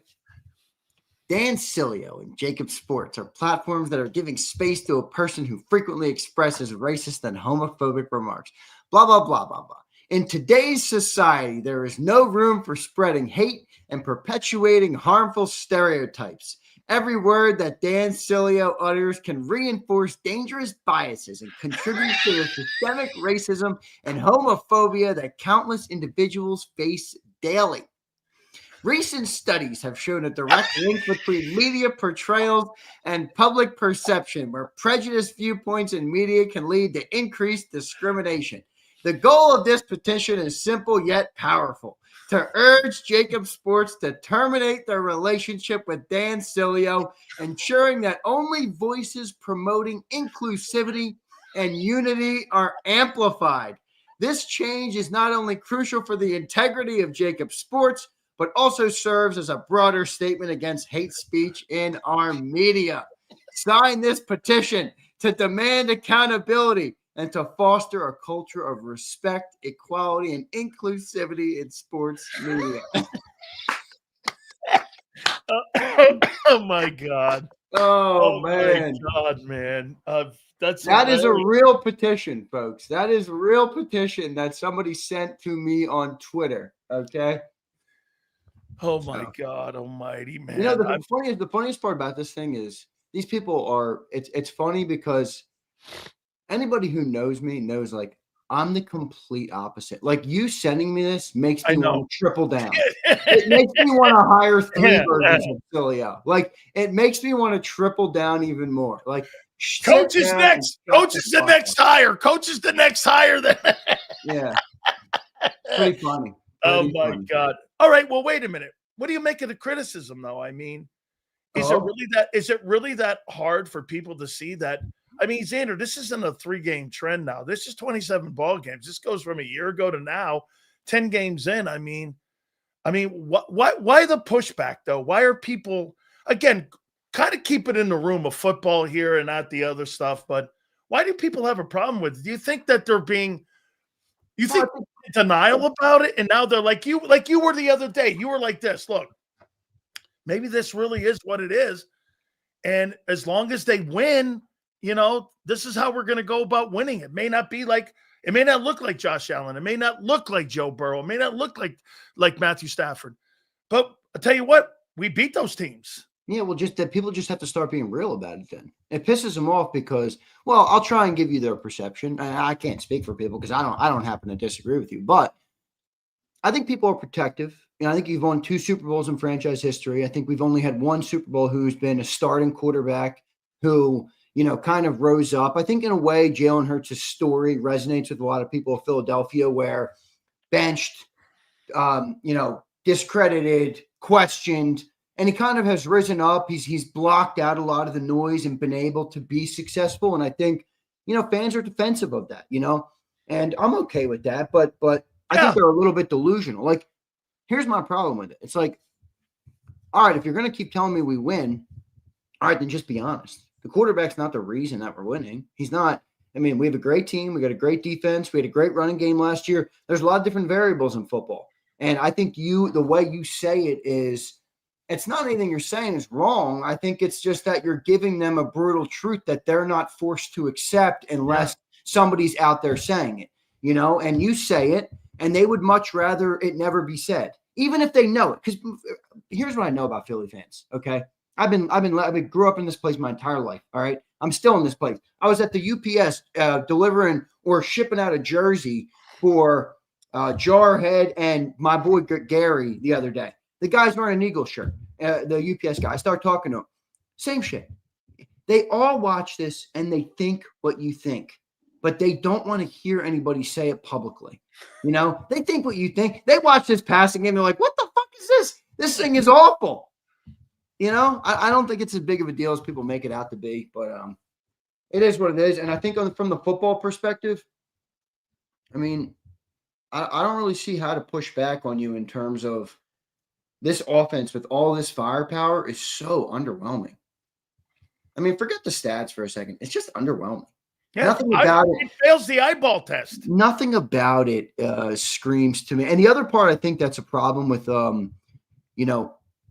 speaking of the culture of the city, like if you think about the way they play offense is like the antithesis of what this city is about. Completely true. Let everybody else dictate. We don't need to do anything. Yeah. We don't want to impose our will. We don't need to use our playmat. All we need to do is just turnover free ourselves into a way to into a win. It's like, all right, we're winning, and the other thing I think that's happening is and I don't know what level this is happening, but like I think people aren't having as much joy with the amount of winning as we're doing.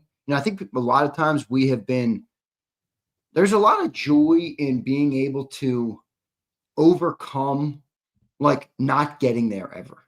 Yeah. And this is the first period where the Eagles have been this dominant. Absolutely. They're a winning franchise. We're not the underdog. We're none of those different things. And I think sometimes people like don't really know how to handle that. And sometimes you've never had a dynasty in Philly. Yeah. You know what I mean? And it's like, they almost don't know how to win here, but You've only had one team in the last 60 years go back-to-back in any championship, and that was the Flyers. But people got to be honest about this, dude. Like, I don't get how people can sit up here and tell me Jalen Hurts is elite. They don't even ask him to do anything. No. Don't turn the ball over. That is the only thing we ask. You think that's what they ask elite players in any other team? 31 other teams. If they have an elite player, you think they put the player and just say, okay, just don't mess it up for us. Jalen, don't turn the ball over. Joe Burrow, Josh Allen, go make a play. Yeah. A totally different mindset with that. Which, again, we talked about this yesterday. Part of me is more like Team Nick right now. Not Team Nick because I'm trying to choose a side, but because I'm trying, like, why would Nick change? Why would Nick change? Why would Nick put more in Jalen's hands? The more he's taken out of Jalen's hands, the more they've won in the last 2 years. When they had the ball in Jalen's hands last year, they were 2-2. They had 7 turnovers. They lost to the Bucs and they lost to the Falcons. I took the ball out of his hands, started running the ball, and they went their way to a Super Bowl. Why do people want Nick to change? They won in here. All right, let's start asking even harder questions here. Is AJ lost a step? I'm actually more in agreement with you. Look, we're talking about an inept passing offense for 2 years. I don't think the guy's lost a step. I get it. Does AJ look like he lost a step? Yeah, he kind of does. Look, eye test. Looks like he does a little bit. Can I stop you there for a second? Watch this. I think he's lost interest in the offense. Well, that's part of it. And I also think that just the passing offense isn't good. Yeah. The passing offense doesn't throw people He's open. Frustrated. There's 0 on-time throws. There's 0 anticipatory throws. There's 0 of any of those things. I mean, a lot of the best receivers, in the history of football, they weren't open when the ball comes out. You throw them open. You put the ball out there and you let them go get it. We don't have that. And again, I'm not even bitching because we are winning. So I'm not here to bitch about that, the fact that the offense is that. But specifically answering your question about A.J. Brown, fuck, man, I don't know. I don't think he's lost a step. This passing offense maybe makes everybody look like they lost a step. Yeah. If you bring that up about A.J. Brown, doesn't it look like Jalen Hurts looks like he lost a step then? Well, Jalen Hurts lost a step in the fact that he doesn't want to take off running anymore. I mean, it looks like everybody got beat up off that offense a year ago. It really does. I mean, here, you think Barkley's lost one? To be blunt with you, I don't think it's all Barkley. And I Okay. don't think it's all the offensive line either. I think it's a combination of everything. I think that's coaching. But I think the most important thing with the running game is that you now are in year 2 of not trying to pass the ball consistently. And when you do that to defenses, it becomes a lot easier to put a bunch of dudes in the box and not worry as much. I mean, think about this. The Detroit Lions played man coverage all game with Rock Yassin and Amik Robertson. 8 guys in the box, 5 offensive linemen. I don't give a shit if it's Trent Williams, Lane Johnson, the best center of all time. They're not blocking 8 dudes in the box. Now, there's some extent where they aren't getting quite as the same level of push in the run game. I think some of that is true. I think there's also a little bit of Barkley dancing a little bit too much, not hitting the holes, not trying to get upfield. Some of that stuff. I'm not trying to say that none of those things exist at all, but I think the single biggest problem with the running game is, dude, we don't pass. Like, we don't have a good passing game. The second year in a row. So what do people always say in the offseason?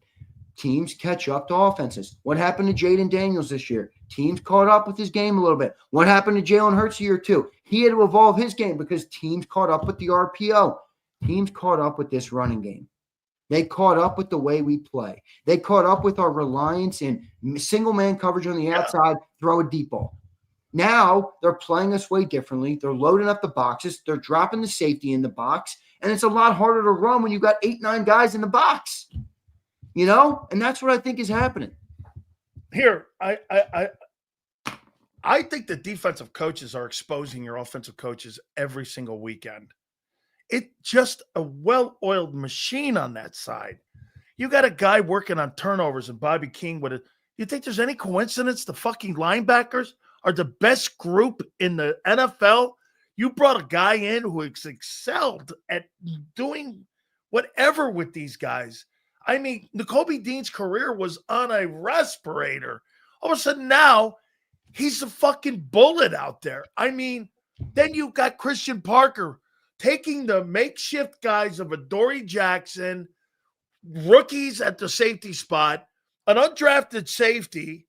You got Q back there. You've got a great pick and also with Cooper, but they're making that work. You bring in Clint Hurt. Clint has made that defensive line exceptional. It's exceptional. You watch player development. You watch in-game situational. Everything they do on defense is excellent. It's Super Bowl worthy. Bro, I'm starting to do this. I can't tell the difference between the 24 defense and the 25 defense. In these last 2 weeks, I can't tell the difference. I'm seeing the same shit. I watch the offense, and I'm going like, wait a minute. You fucking lost Beckin, and I'm going to give you the injuries in the offensive line. I get it. I saw injuries a year ago, but I watched this. A.J. Brown. Where's those numbers? I'm going to give you this right here. A.J. Brown is 35th in targets with 65. He's 45th in receptions with 38. He's 46 with 456 yards. I don't blame any of that on him except for this. His attitude sucks because he's got to be better than that and a better teammate and not do this. Throw pity parties out there going, fuck that, I'm not going to run this route or I'm going to loaf on it. Bro, I get it. I'd be frustrated too if I didn't have passes being overthrown to me, fucking go routes, 4-yard outs. Dude, you got to be better than that because he was better than that a year ago. You know why? Because the run game was covering all of that bullshit. Xander, the run game and lack thereof it has exposed every single bit of what the coaches are. Let me say this to you, too, about the coaching staff. The coaching staff, John brought this up, and I'm going to tell you, he didn't expand on it enough, so I will. If you had to ask those coaches on Truth Serum, who would you rather have? Justin Herbert or Jalen Hurts as the quarterback? You know why they would rather have Justin Herbert? That's their style of quarterback, and it's easier for them to coach because they believe in passing. They don't know how to coach an RPO. They think That's why they take it away. His design runs are all taken away. The RPOs are taken away. They're not. Kellen Moore was not an RPO coach. They didn't even run him a year ago. That's because Barkley was parachuted in. Dude, Kellen Moore was a terrible coordinator last year. He was terrible. Brian Johnson was better. Yeah, but Kellen Moore wasn't terrible. It just wasn't a good fit. Kellen Moore needs a passer. That's it. That's my point. I agree with you. You stop developing the quarterback. Well, I mean, let me ask you something, and I'm gonna go conspiracy. Ready? Everybody entertain this. You're going big sales on me here. All right. Yeah, I'm going full conspiracy here. All right, and everybody can tell me how stupid I am if you think it's insane. In a way, have we lucked into this? Like, remember when they hired Nick Sirianni, they wanted Carson Wentz to stay. He was hired for Wentz. Nick came from a Phillip Rivers system with a quarterback like Carson Wentz. That makes sense. That's a good fit. Yeah. That's an interesting fit, right? Yep. You bring in, you move on from Wentz because he wanted out. Now you got Jalen Hurts. You know, they tried to trade for Deshaun Watson and Russell Wilson the year after Jalen had a full year starting. They literally made the offer. So for anybody who says that they weren't, that's not what they were trying to do. That's right. After 21. And then 22, right, after 21. And then 22 happens. Shane Steichen has a second year with Jalen. He's in a very RPO-heavy system, which kind of evolved. They didn't start as that. If you remember, Mike Gill brought up this morning, in 21, Nick Sirianni's first year as a head coach, they threw the ball over 30 times every single game in those first 7 games where Nick Sirianni was the play caller. Shane took over. He learned the quarterback. They didn't make a change because they tried to train for Watson. Watson didn't want to because he's buddies with Hurts, and Russell Wilson didn't want to play in Philly. Then you come into 22, RPO-based, great performance by Jalen Hurts, his best season in the pros by a country mile. Yep. You go to the Super Bowl. You damn near win it. You come within a freaking holding call of winning the Super Bowl, and Hurts would have had another Super Bowl MVP. And now here we are. You know, you elevate his buddy, Brian Johnson, when Steichen goes. And now the last 2 coordinators they've had, Kellen Moore and Kevin Patullo, are both passing guys. To your point, these aren't RPO guys. These aren't guys who want to work with a dual threat. Kevin, why would they hire Kellen Moore last year? Why? Because they wanted to improve the passing game. So my point is that every hire they've made has pointed to trying to get the passing game going. Okay. Now we've just dumbed this offense down to literally don't lose. That's it. That's what our offense is. I know fans don't want to hear that, but if you think about it, that's what our fucking offense is this year. Don't turn the ball over, bro. Please, just don't turn it over. I'm going to make a point to you here. I don't know. Wait, you think I'm way off base? No. Okay. If you look at Nick Sirianni's resume, okay, he was a coach at Kansas City, 2008, 9, 10, and 11, and then receiver coach in 12. Do you know who they had as a quarterback? They had Matt Castle, who couldn't jump over a stack of pennies.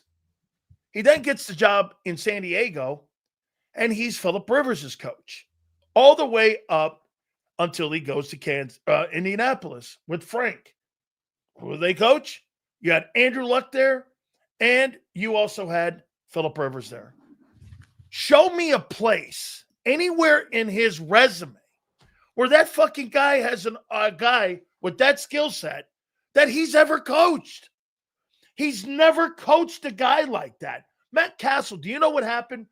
When Matt Castle left New England, he won a division title in Kansas City. They won a division title with a guy who never fucking started at USC and won 11 games when he was up in New England when Brady got hurt. When Steichen was hired, Steichen was the only guy, if you look at his resume, was the only guy that had worked with RPO-style quarterbacks. Why do you continue to hire these? Kellen Moore's hired. That made no sense last year to me. Like, how does that fit his skill set? And then when Kevin Patullo got elevated, I remember telling all of you And remember saying this. So they're going to do the same shit they did a year ago. They're going to run the ball, which means to me they don't believe the quarterback can really win games throwing the football. That's how it's played out here. They don't believe in that quarterback because you know why? They don't know how to coach that fucking quarterback. And this is an organizational mistake. Why are you hiring? Yeah, but it's not a mistake. That's the problem. But why are you hiring people that don't fit the kid's skill set? I know. It's just this team is really successful, dude. They're almost so successful that it just makes you say, I'm fucking wrong. Like, I don't know what again, I can sit up here and speculate all these different things about why the offense looks the way it does. They're winning, dude. I think they get in the way of more winning. Yeah, I think they get in the way of more championships, dude. I think they've left championships on the table because of shitty hiring coaches like it did in 22. That Super Bowl should be in Philly. Yeah, I don't think. Well, remember what happened that year? 23, they wanted to hire Vic after the Super Bowl, and Gannon left. Vic signed with Miami a week before. Okay, that's a timing thing. That's a timing thing. Okay. Yeah, I mean, I don't know. They've been real. Like, it's hard to be more successful than 40-2, and this is where, like, I know that care about 40-2. You should care about Lombardi's more than 40-2. Yeah, but we've been more successful in that area than we ever have been in franchise history. With Buddy Ryan, with Randall Cunningham, Donovan McNabb, Michael Vick, you name it. Ron Jaworski. There's never been a better time. Never been a fucking better time. As frustrating as it might be at times, this is where I think actually Nick deserves more credit. And even if people get pissed at I don't think Nick is this like world beater of an offensive mind.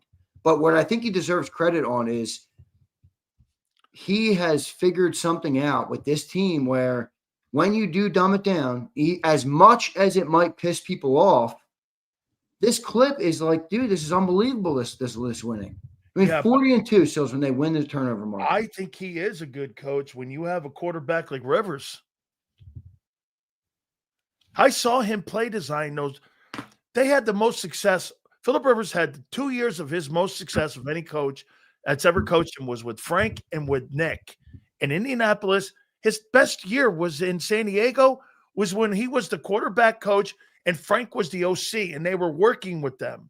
I was there. I covered the team. I was there every week. Like, you know, John's there. I was there every week doing remotes from that. I saw him there, and I saw how they were working. They had really good football. They had Antonio Gates. They had a great running game. They had Austin Eckler going. They had everything going there. They had Keenan Allen. They were really good and high powered. But Philip Rivers couldn't jump over a stack of JAKIB hats. Yeah, I just don't understand, like, why do this then? Why hire all these coaches? I don't understand that. I mean, you pay Jalen, you drafted him in the second round. Right. Like, you're almost doing a disservice to him. I mean, I get it. We're winning. I don't think they're coaching him right. I think they're not coaching him right. And I think what it's done is you're coaching to him. Get this. Do you not agree? They're coaching what's an example of an RPO coach that you think would be better? Cliff Kingsbury, Joe Brady, Lane Kiffin.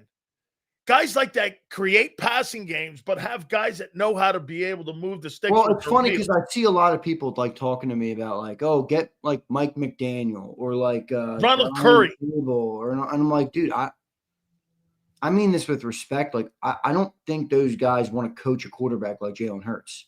But that's no. I do, because I'll tell you why. That's the kind of guy they want to coach. They don't want to coach Philip Rivers. I don't know, dude. Dude, when you're an RPO, a lot of these offensive systems, though, dude, these things rely on complex passing routes. You can't have one read and roll out to your right with these passing systems. Then why didn't Shane Steichen do everything in his power to go get Aaron Rodgers to quarterback the Colts? Instead, it was a priority for him to get Daniel Jones. He wanted Daniel Jones because he knew that Anthony who's better in the pocket, Daniel Jones or Jalen Hurts?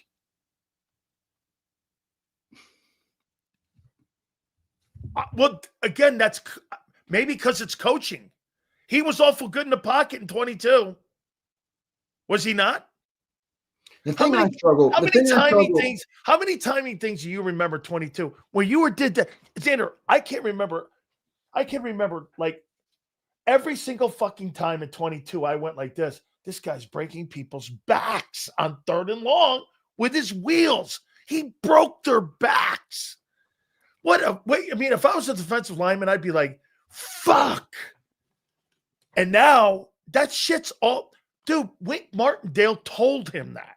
I know. Once you're not a fucking threat in a run game, he's basically telling him, nobody believes you can win games sitting back there throwing it 35 times.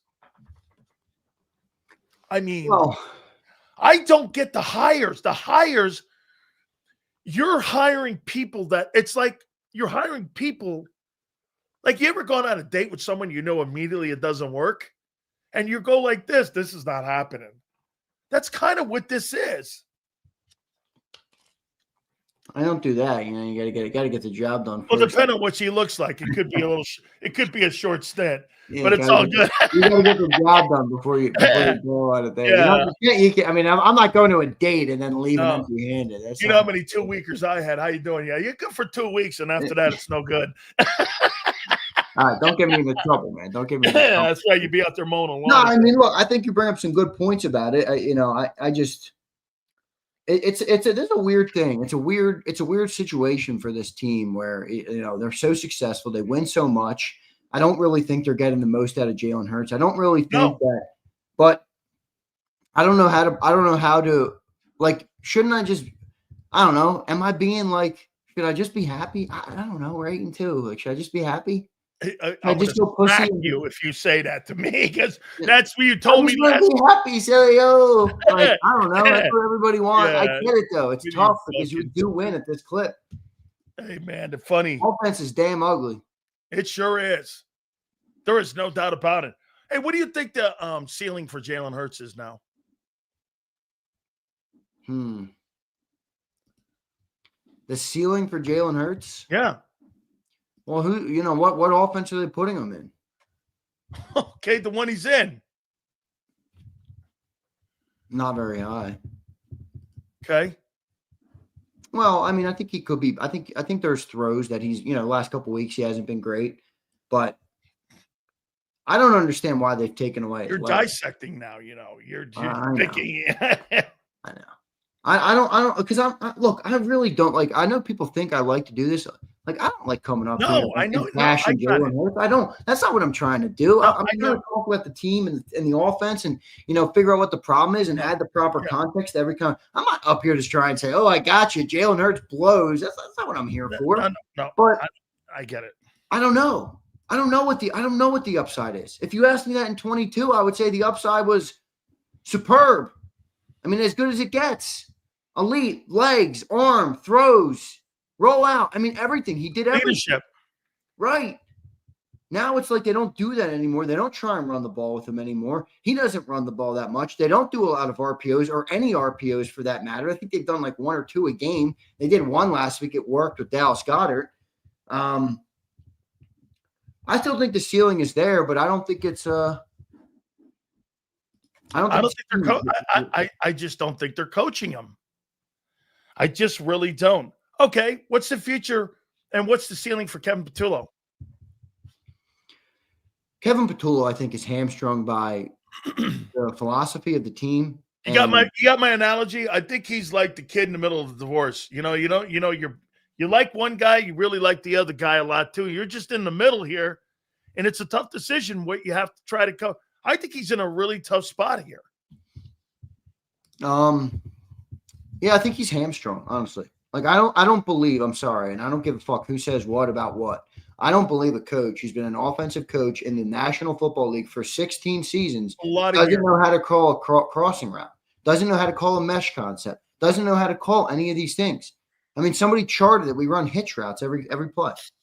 We run a hitch route, the highest of any team. A 1980s route. It's like I don't believe that Kevin Patullo is that bad. Do I think he's great? I don't. I think he's struggling learning and the sequencing. I think he's struggling the feel for the game. I think some of those stuff is real.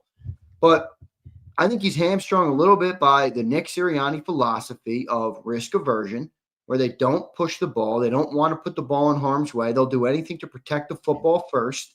And trying to be successful with that with a quarterback who, would thrive more running, escaping the pocket, making plays outside the pocket. The other hard part about, and we talked about this yesterday at length, was Hurts is a harder quarterback to be a coordinator for just by the very nature of he's an off-schedule quarterback. That means you can't be on schedule. You can't game plan for off schedule. It's off schedule. So it's a hard thing to do because, as Jason Brown pointed out yesterday, he's not the type of dude that is timing and rhythm. Drop back, 5-step drop, ball comes out. Doesn't do that. So I think Kevin's kind of stuck between a rock and a hard place. If he keeps winning, I think it's going to be fine. But I don't know. I don't think he's as bad as people think he is. I don't either. I think he's just caught in the middle of this, and I really do. Listen, when you're telling people, isn't this code for this, Sander? Hey, we don't want you to turn the ball over. Well, that means don't throw the ball. That means don't throw the ball in harm's way.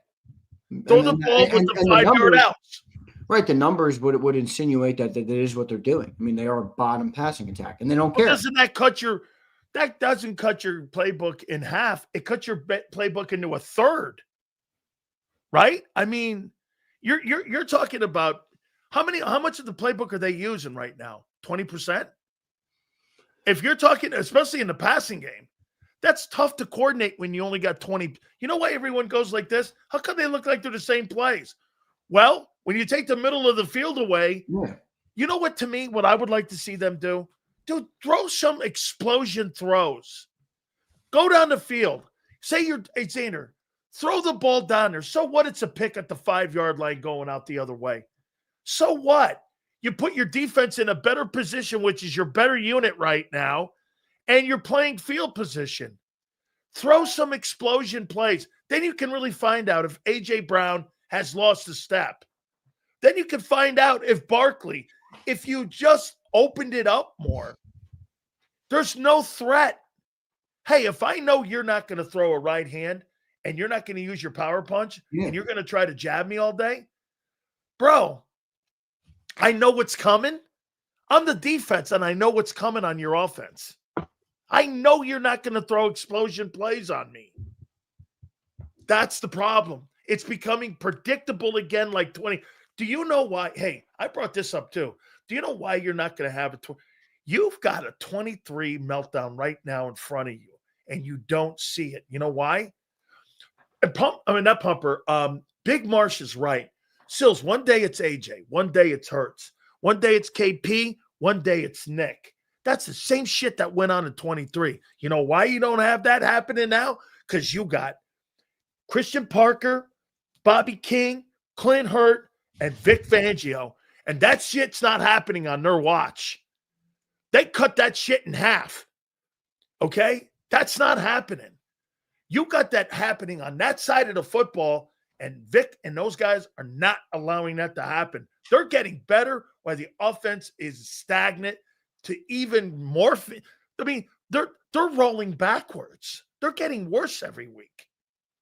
And when you lose a guy like Lane, how the fuck are you going to get a run game going, Xander, when you lose Lane? Yeah, and they got 8 guys in the box. Okay, so now you have 8 guys in a box with no Lane. Oh, okay. Yeah, right. And by the way, maybe Juergens was out of practice today, I think. The hits just keep going here. All right. I'm going to do something here to make everyone feel better. Jordan Davis got named the defensive player of the week here in the NFC. He's really playing well. You paying him in the offseason, or are you waiting? Would you rather pay more with Jomo? I'm paying Davis. I would pay Davis. David, hey, dude, Jomo's having a fucking great year.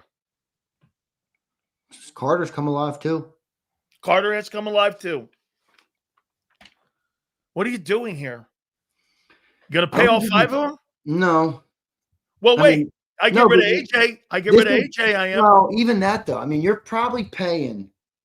Look, if everything we just talked about, if we're going to win games this way, I don't see really a reason to keep this type of payroll on offense. I think they're paying for wins. I think they view it as there's a salary cap. You're going to spend X amount of money every year anyway, but they're going to change where their funds are going. Are we paying Jalen Phillips, everybody? I think everybody right now would say yes. Yeah. Are we paying Jalen Carter, everybody? I think everybody would say yes. Are we paying Davis. Jordan Davis? Are we paying Ajoma? Are we paying Nolan Smith? What about Nakobe Dean? What about Reed Blankenship? What about, these are a little further out, but Quinyon and Cooper?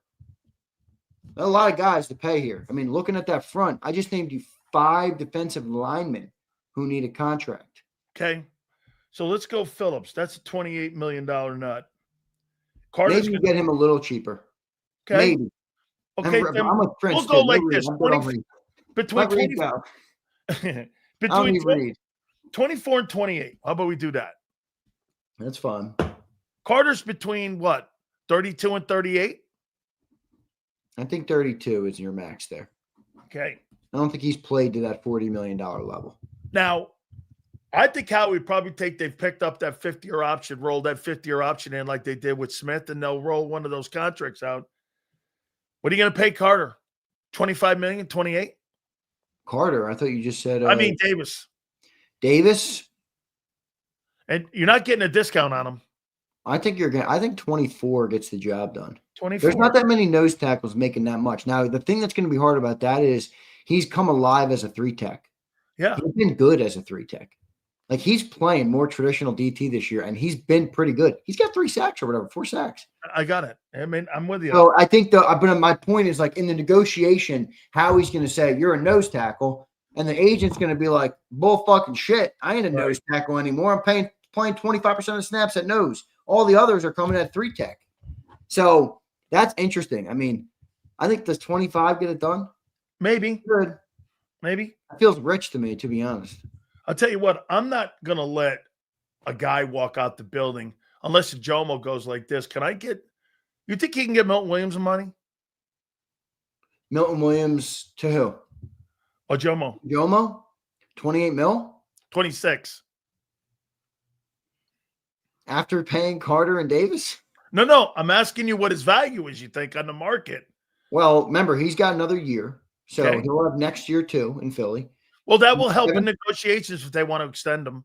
It'll also help him if he's got another year like he's having right now. He'll be getting 30 plus. Hey, give me what we're here though.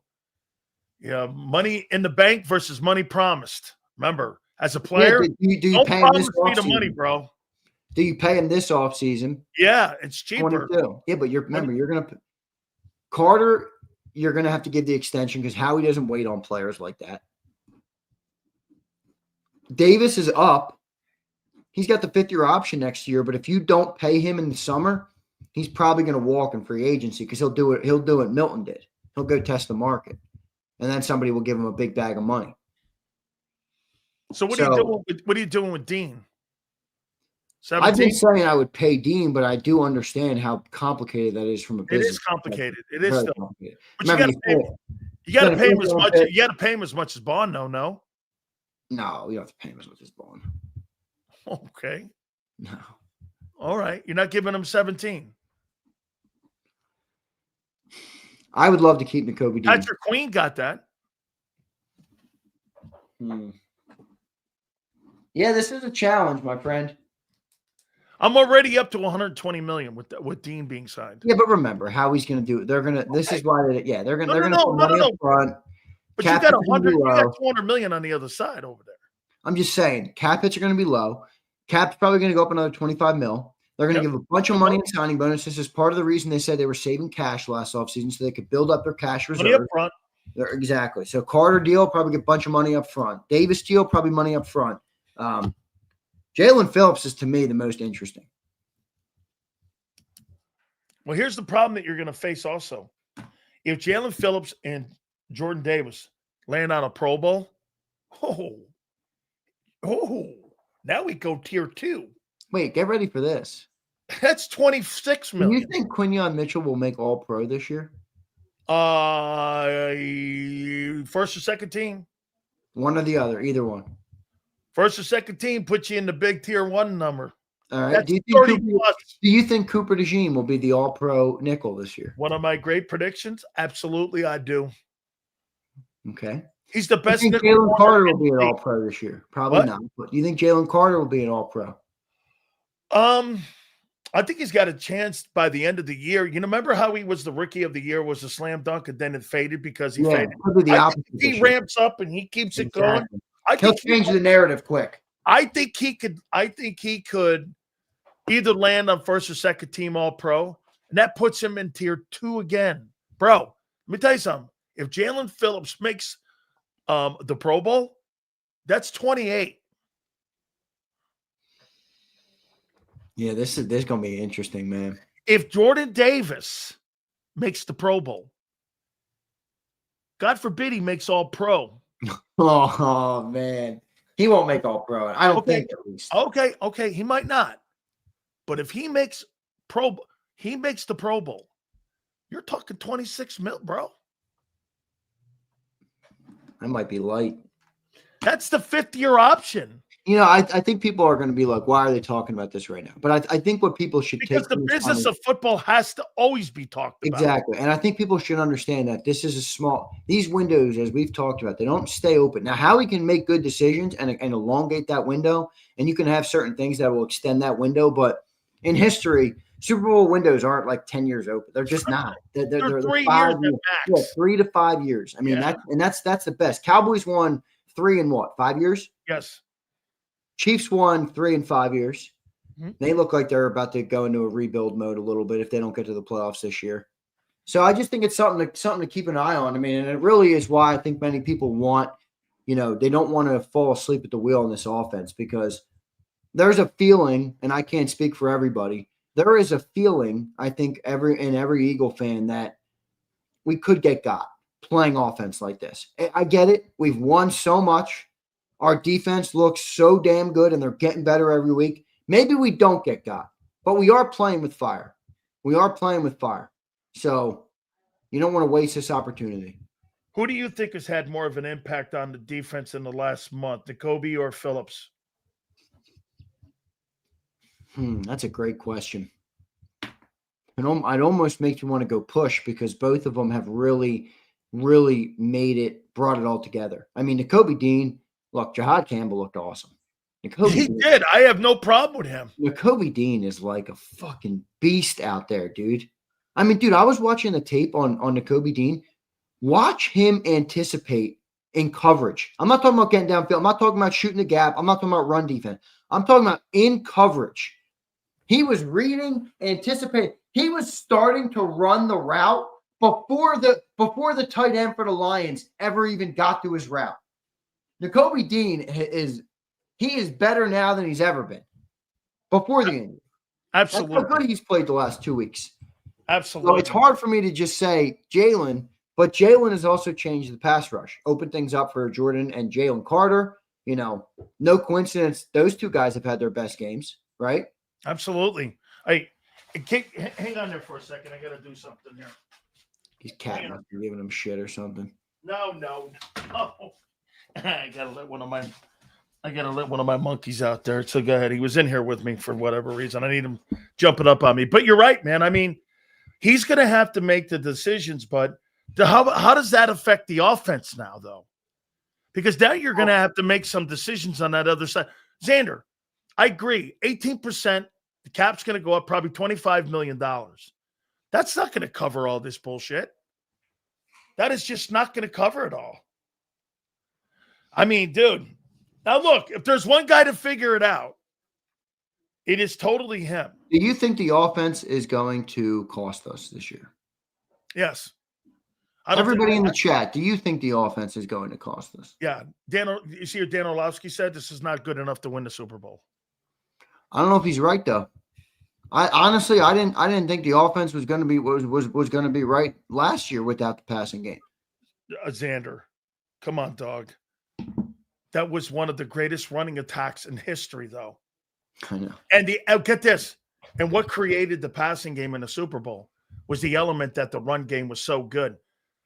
Defensive coordinators right now don't care about your passing game. They don't fear it. They feared it a year ago. They don't fear it now. Look at Spike. Spike, are you admitting that Hurts is like Dilfer?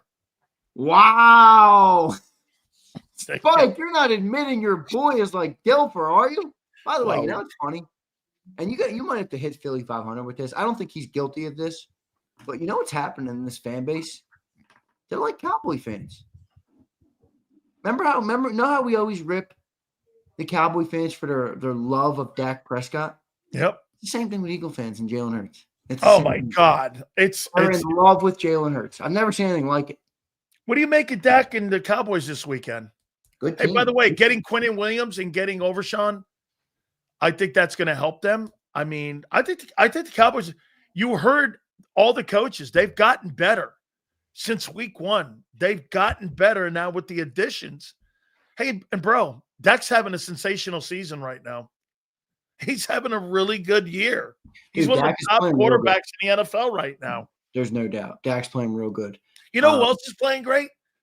George Pickens is playing his fucking ass off. He is a good player, man. That dude's good. No, I think it's an interesting matchup because they present a great matchup for us in terms of our offense isn't great, but their defense absolutely blows. They've gotten a little better. Quinnen Williams had a really good. I know it was the Raiders, but he did. He really helped. Is that a Bama kid? Yeah. He's fucking great. I loved him when he was at Bama, man. I loved him. Dude, that guy's a dancing bear, man. He's good, bro.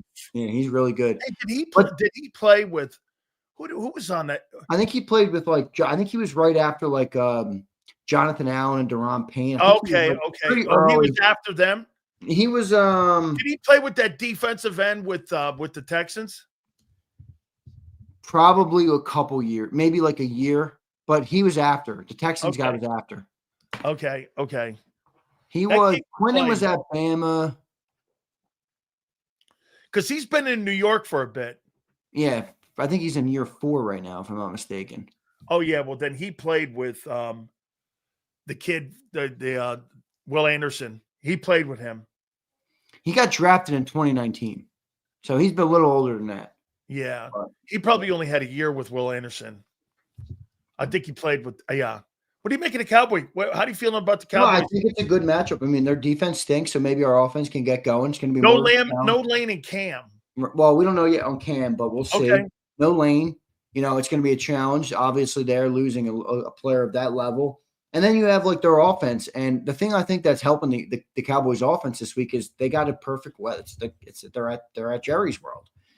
So there's no weather elements. We've played the Packers and the Lions the last 2 weeks in these nasty, cold, windy weather games, one in Lambeau, one in Philly. And, what will Dak and that offense do? There's one thing that's for sure. Dak Prescott gets his playmakers the ball. Okay. I mean, that kid Ferguson's coming on too, man. I like that kid. Sometimes it's a little hard to I get it. It doesn't always equate to wins, but I'm watching that Monday. I was actually listening to Mark Holmes' stream on the Monday game. I fucking love Mark Holmes. But me too. That guy gets his play. It's so easy. Sometimes watching our offense trying to get AJ the ball, it's like scratching nails on a chalkboard.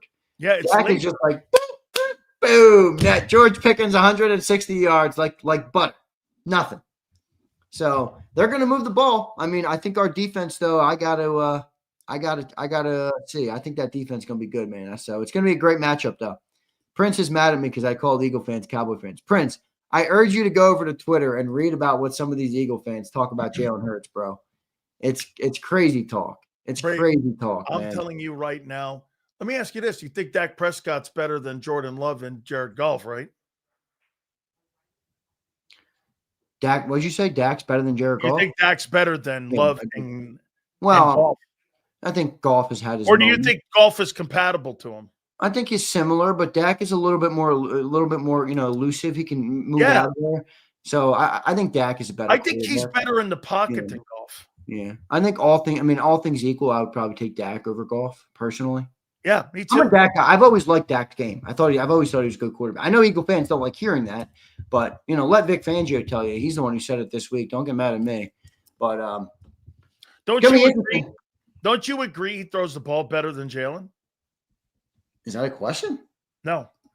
Yeah, I don't think that's a question. How about this? I don't even think that's worthy of a conversation, to be blunt. Pickens is on pace right now for 1,500 yards. Of all the moves that Jerry has made, That's a grand slam move. I mean, 1,500 yards. Dude, I loved it in the back of the end zone when he went like this, too.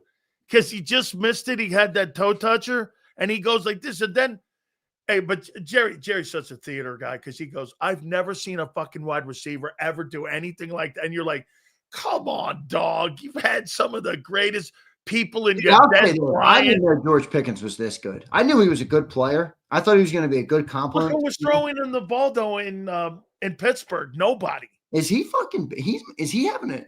I wonder what Mark Holmes thinking. He's not better than CD, right? No. I'll tell you what, though, he's better than than Mark Holmes' face. I don't know if Mark is so. Hey, I'll tell you this. CD too. I think CD's a good player, but George he's out of the new element. I'll tell you what, though, man. I think he's better.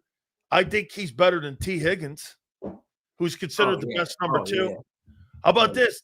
Would you take George Pickens or would you take Devontae Adams? Because Adams is the number 2 guy. Oh, Adams or Smith? Devontae Adams in Los Angeles, or would you take Pickens? Well, Devontae Adams is tough. I mean, his better days are behind him, but he's still playing at a high level. He's leading the NFL in TD catches. I know, but we all know what Devontae Adams could do with the Packers. He was insane in Green Bay. But right now, I'd probably take Pickens. You think Puka Nacua is the best receiver in the league? I think he's in the best system that accentuates his talents better than anybody else. They scheme that guy open all day long, and Matt Stafford gets him the ball. Like, speaking of butter, easy. They get that guy the ball, man. So I think he's, I don't think there's many receivers in the league that have that type of offense built. Even in Dallas, they don't have that. I mean, they are a perfect scheme for receivers, dude. Sean McVay gets those guys open all day. I'm going to make you a comment here that this is going to sound wild. I think this is the best receiving corps since Jerry Jones has owned a team. And that includes Irvin and Harper as a unit. I'm not telling you anybody's better than Irvin. But as a unit, when you got CD in the slot, you got this guy throwing the top, remember something. I never thought Alvin Harper was a guy that was a superstar player. I thought he was good. Yeah. I never thought he was great. Billy 500 says these two need to get a room with the Dak. Oh, my God. Dak's having a sensational year. Yeah, 500, man. I know every once in a while when you don't have the stream running, you watch that Cowboy offense and you wish we could get our ball to our playmakers like that. Now, I know they're probably going to fail in the playoffs. I get it. I know where you're going, 500. But I watched the Monday night game, and I'm like, fuck, man, I wish we could get A.J. Brown the ball that easy. They've got the worst offensive passing team in pro football right now for any contending team. Let's get these supers here before we get the guys up here. Let's go. 500. By the way, I do watch Mark on his stream. I was watching him Monday night. Yeah, no, that was the best I've seen him on the stream. You know why? Because he was actually fucking happy. He said, you know what? In all seriousness, on a real note, I loved what they did for Marshawn Nealon, all the different things. Oh, I did too. And I think I think that's a factor here too as well for the first home game as well. Sometimes something like that happens, as sad as it is, as upsetting as it is for everybody from a human element. That can galvanize a team. I agree with you 100%. I thought that was awesome. And even a fan base. So it's going to be interesting to see what Dallas is. Yeah, that juiced the fan base up too. I agree. 100%. Pumper says, hey, fellas, keep cooking. JAKIB is authentic as they come. Casuals can keep hating. Only a matter of time their skirts get pulled. Tanner is king. Oh, no. Tanner McKee, baby.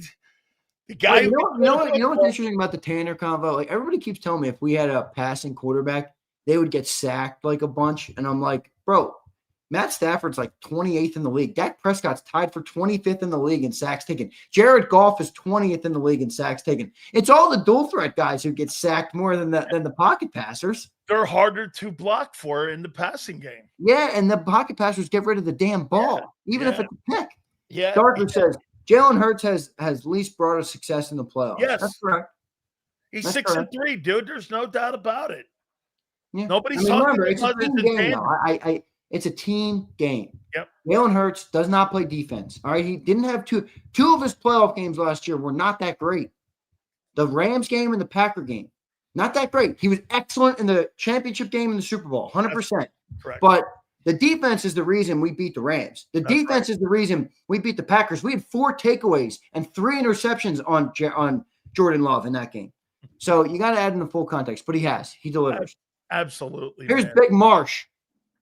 Vaughn and AJ will get traded. Nolan Smith walks. Goddard walks. Reed Blankenship walks. No, Ship walks. That money by itself frees up them guys to get paid. That's fair. I don't think Vaughn's getting traded.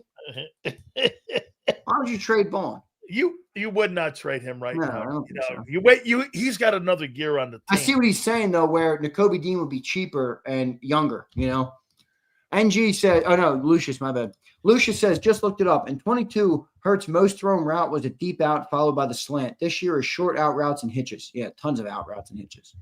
Feels like it's all boom, boom, boom, boom. And that's why everybody's pissed off. By the way, you're 28th in passing for 27 games.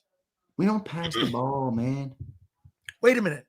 This is not 3 games. It's 27 ball games. Look at Prince. Prince can't handle me giving credit to Dak. He can't handle it. Predictability is on the offensive coordinator. Ocho Cinco said he can read AJ's routes by his splits. If he sees it, defenses do too. And all these 3 and outs basically equals turnover on impact. Well, you know what else equals turnovers by Nick's logic? How many takeaways we had on the Cowboys or the Lions last week. That's right. Remember, we also delivered the ball to the offense at the 11 fucking yard line, and we still only had 16 points in the game. So, I mean, our offense really is not good right now. No, it's not. It's the 4th worst offense in pro football right now. Here's JD3. They have blamed Patullo, Nick, AJ, O-line, Barkley, Howie, Lurie before they point the finger at the problem. Oh, my God. I don't even want to answer that, JD3. I don't even want to answer that. Hey, no one wants. There's going to be a petition on me, Sil. Bro, everybody's calling me over on my X account a racist because I called your football team 28th in throwing the ball. It's obnoxious. I mean, it really. Why can't get this? You're 8-2. I agree, but dude, right, 3 more. Come on, we got to roll through these. Right, you got the battle up. Yeah, you're yapping my ear off. JD3 says Nick has coached top 5 offenses. Nick has had top passing offense. Jalen Hurts has never had a top 5 offense or even 4K, but fans will blame Nick. Nick's in charge of it. This is his room. They're 40-2 when they win in Nick's philosophy with the turnovers. It ain't changing, folks. Nate says, we ran a counter run 7 times in a row to the same side. We got a peewee coach calling plays for an NFL team. Bring back the RPO tempo. I agree with your last sentence. I would love to see the RPO back. But my problem with the coaching, Nate, is I grew up, my favorite coach of all time is Nick Saban. I listened to almost every Nick Saban press conference of his career at Alabama. Do you know how many times I've heard him say, players, not plays? That's right. Stop looking at the play caller. Players, not plays. I'm not saying you're wrong, Nate. I'm not saying Kevin Patullo's impressed me. All right? I'm not. But, it's a part of it. Players, not plays. People hate the uncomfortable truth, Twiz says. I mean, he must be talking about the change.org petition. Oh, yeah. The change. Yeah. Sean says they let Jalen pass in 23. He led the league in turnovers. Correct. And the first 4 weeks of 24. Mayhem says the Eagles have a scrimmage this Sunday. All right. Oh, boy. I tell you. You got to come in here and save me, man, because I don't know what the fucking say about this damn team. They pissed me off, 500. Back. They pissed me off, this damn team. Wait a minute. Before I get 500 in here, Dak is back. Is that what he's got? Or no, he's got the 1-800 hear me. You know what? You got to tip your hat to Dak. Even on the kneel downs to end the game, he was hitting them with a, here we go. I'm like, man, that is just dedication to the here we go. You got to give him credit for it. But and then you had Sirianni doing the 4th down call, which was awesome at the end of the game to give the Lions 3 points. I don't get that thing. All right, Big Z, we will catch you. And by the way, the petition that is going around firing Big Sills, make sure you fire that off to me. I want to read that thing, man. I got you, bro. Yeah. Hey, listen, I learned one thing about talking about Philly. If you say anything negative at all, Oh my God, you're this, you're that. Actually, I love it. I embrace it. I think it's a fucking merit badge, and I dig it. Okay. So I was watching Mark Holmes on his feed on Monday. I saw this. It was just smiles everywhere. He was doing this, and I'm like, hey, man, Quentin Williams looked pretty good. Dak looks spectacular, 4 touchdowns. I mean, if you're going to give Hurts credit for the Giants game, I know it's the shitty Raiders, but it is Cowboy and Eagle week. We've been waiting for this. And without further ado, we bring in the man who had a great night on Monday night with Dak Prescott coming back and looking like he is, and he's having a great year, by the way. Even Vic Fangio said that. He is Mark Holmes, and the man who's the reigning champion in the National Football League. He is my friend, Philly 500, and he joins us now. How you doing there, brother? Doing great. Couldn't be better. I'm sitting high, man. I'm sitting up high on the mountaintop. You know what I'm saying? On the mountaintop, Sills. We beat Detroit, boy. Boom! We need and that Green win. Bay. And Green Bay. And Green Bay and Tampa and the Rams. Yeah. We are doing what we need to do. Almost. We got some things to work out. But hey. All right. Let me start it with Mark Holmes here. Mark. Yeah. How you feeling? How you feeling, bro? I mean, that was a big night. 4 TDs. You guys moved the ball around. I mean, I know Eagle fans are going to look at it and say, obviously, it's the Raiders, but I saw them cheering and doing victory laps over that giant victory that they had a couple weeks ago. So I was pretty impressed. You know what I was more impressed with the new guys, Overshawn and Williams, and what they did defensively in that game. Yeah, they definitely helped step up the play of everybody else. You know, the thing I've always said, because I've been forever wanting to get interior defensive tackles, and I have to give Eagles credit because you look at everything in their defense starts with Jordan Davis and Jalen Carter because of that big push in the middle. You know, Sills, you being a nose tackle, you know, when you get that big fat guy that's like an eclipse and they get that paw up, that quarterback starts getting nervous. And that is definitely a major improvement, regardless of what everybody said that it was a stupid trade. I don't look at it as much as for this year as it is for the going forward, in hopes that the Cowboys are trying to do something similar to what the Eagles have been doing for years and recognizing, stop picking your damn nose, man. Damn. You know, too. Gotta clean the bullshit around here. You know what I mean? Before you get to Philly, though, I see what he's doing because see, Philly, you are a master because I love the video you put out there last night. You know, where this is the biggest game of the season. You know, this is a playoff team and everything else, and it was about the Bears next week. And what I'm noticing is, and I'm seeing a lot of content creators that are just looking past the Cowboys. Like, you know, it's just this is your biggest game. If there's any hope of you being a team that's going to finish over 500 with a shot at whatever, this is your game. This is it. Sunday's your game, dude. It's the season's is Sunday.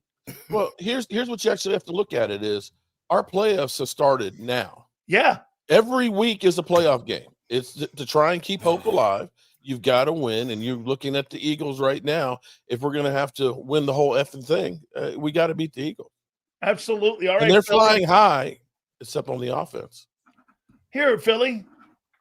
Some of the questions that are being asked around Philadelphia right now. You think A.J. Brown's lost a step? I don't know. I like to think not. I really wonder, though, because sometimes he doesn't look as fast last year sometimes. I will agree with that. But sometimes I also wonder if he's not hurt. I mean, he was hurt all training camp, right? Hurt. I just wonder. But, I mean, for the most part, I'll say no and hopefully no. But, you know, who knows? Is Barkley, is he washed? I don't believe Barkley's washed because when I watch him and he accelerates and stuff, I still think he has the burst. I still think he has all that. But what I do think he's doing is I think he's trying to hit the home run every time. And I think he's pressing, man. I think he's pressing because that offensive line has not been good. I think that's what's going on there. I think a lot of these guys on the offense are pressing. Has Lane now that he's gone potentially for the rest of the regular season, we'll see with optimism if he can come back at the end of the year. Mm-hmm. Has Father Time caught Lane? Yeah, it could be. Could be.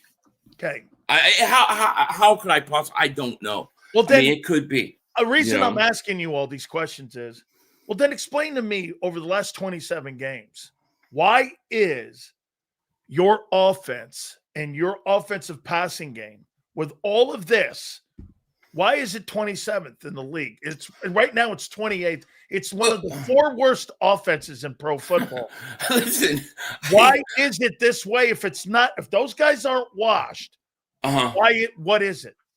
Well, I mean, listen, first of all, it's crazy that this team, there's either like a giant glitch in the matrix with this team because everything that goes against them never seems to be a problem, or I think it's the coaching. And I do think, in my opinion, I think the biggest issue on this offense is that the coaches handcuff the offense. I believe that. Now, whether you want to say they don't believe in their quarterback or not, I don't know. But I think they handcuff. I think they handcuff Jalen Hurts. I truly do. Okay, well, I'm going to get back to that because I mean they're just not playing good football. AJ Brown, I'm going to read you a number here. Hey, Mark, here's the numbers on AJ here. I'll make it easy for you. Here we say half of George Pickens. Well, here, listen to this. He's 35th in targets, AJ. He's 45th in catches. Now he has missed some time, like Philly said, and he's 46th in yards. I mean, dude, that's a terrible offense right now. So my question to you is, in this game coming up on Sunday, going to have to win this football game against the Eagles with that offense. Can they do it? Because let me tell you one thing about that defense, and I'm going to tell Philly this right now to his face. Philly, I'll give it to you, bro. Let me say this to you, man. When I close my eyes and I open my eyes sometimes, I can't tell the difference between a year ago and over the last month. And since they added Jalen Phillips and Nakobe Dean, that thing looks like last year's defense, man. I mean, it does. It really is starting to hum now because I think it's going to be better. I think it's going to end up being better than last year's defense when it's all said and done. I don't know about Adoree Jackson doing what Slade did a year ago or Isaiah, but we'll see. I mean, I'm with you on the front seven, though. I mean, how do you go about beating that Eagle team on Sunday? What do you think the priority has to be for you to even have a shot at making this a fourth quarter football game? What we're going to have to do is we've got to control the middle of the field. Bottom line, we've got to be able to stop Jordan Davis and Jalen Carter, which means I need a great day by my guards.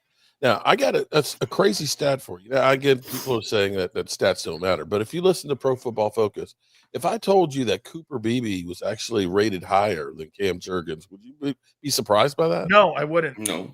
And when you look at what Tyler Booker, what I tell people is with Tyler Booker, our rookie, the way you know an offensive lineman is doing good is you don't hear their freaking name. And you do not hear those guys. Now, our tackles, they suck ass. That's our biggest weakness on our offense. But if we can control the middle of the field and get some runs up in there, I think our offense can go ahead and challenge your defense. I think we have a really good shot at that. And I will say this. I think that we're actually playing the Eagles probably at the right time because this being the first game after Marshawn Nealon has passed at home, that it's going to be a very, very emotional game. And the Cowboys have played better at home. You got problems on your offense, and that's where we've got to exploit it. I'm not going to say my defense is world beaters right now, but I don't know that they have to be world beaters. They just have to be better than what they were the last time. I know this, and I'll say this to you, Philly, that, I mean, your margin of error, do you not agree? Last year, you had a margin of error because your running game was iconic. It was one of the greatest running attacks of all time. That's not happening right now. You're kind of in the middle of the room right now, and you're not getting that leeway. As long as are you okay with this philosophy with your quarterback? Hey, Jalen, don't turn the ball over. Don't threaten the middle of the field. Don't threaten anything else. Do you believe that's good enough to win a Super Bowl when you're telling your quarterback, hey, I don't want you to turn the ball over? To me, that sounds like I don't want you to make plays. Yeah, I've never agreed with this philosophy. I mean, How long have I been saying it? I don't agree with it. I think they've got to be a little more aggressive, but I understand why they do it. And when you get to the playoffs, those turnovers become gigantic. But to me, really, look, you've got some things you've got to fix on this team, and some of it you just can't do it in season. You're going to have to wait till the off season. So to me, the way I look at it is like, okay, what can I do better now that will help my team get going? And I think the biggest thing that they can do, they've got to find this run game. They've got to find this run game, because when you get to the playoffs, you've got to be able to run the ball. And I think they should let Jalen Hurts throw more, but they don't. And I don't agree with it. And I don't believe it's Jalen Hurts causing them to be a certain way. I believe that this is Nick Sirianni's philosophy, and he's going to do it no matter what. But isn't this Carson Wentz 2.0 again? I mean, No. you're what? Oh, here's why. I looked up Nick Sirianni's resume and I looked up Kevin Patullo's resume. These guys have never coached RPO coaches or RPO quarterbacks. Right. Why in the world are the Eagles? Look at what the Cowboys did. The Cowboys hired Brian Schottenheimer. Whatever you think of him, he's a pass coordinating guy for a passer. Why are you not, if you're looking at your guy with, I agree with you, Philly, they need to get more RPOs. They need to get the quarterback. And I think the RPOs are coming in the playoffs. I think they're holding back on that on purpose. I really do. I think you're going to see a lot of RPOs in the playoffs. I think that they got scared because of that Washington game last year where he got a concussion, and they've made kind of they've made some hints that they're kind of holding back with it. If you look at the drive they scored on, right, versus Detroit, they did some RPOs. They also were snapping the ball with 20 seconds left on the play clock. I did. I think you need more of that up tempo. Let me ask you this. If you're a defensive tackle and you know that every time that team snaps the ball, the clock's going down to 1 second or 2 seconds, doesn't that make it a lot easier for you to get off on the snap? Absolutely. I know the snap. When you get under 6-7s and you haven't done this, set. I know this. That when I see that snap, when I see that clock, I know in my head right now, you give me you know how you have guys do audibles on, they do like hut, right, like that. You take that away when you're under 6 seconds.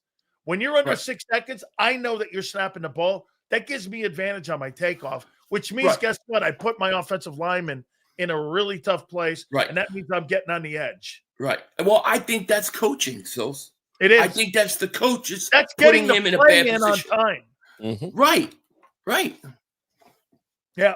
Hey, Mark, I mean, how about this one here, Mark? You think my comments were crazy when I said this? This might be the best combination of wideouts that Dallas has had, maybe since the Super Bowl years. Yes, it is not correct. I mean, you are 100% right. Now, you can go back when we had Alvin Harper. I'm sorry, not Alvin Harper. T.O.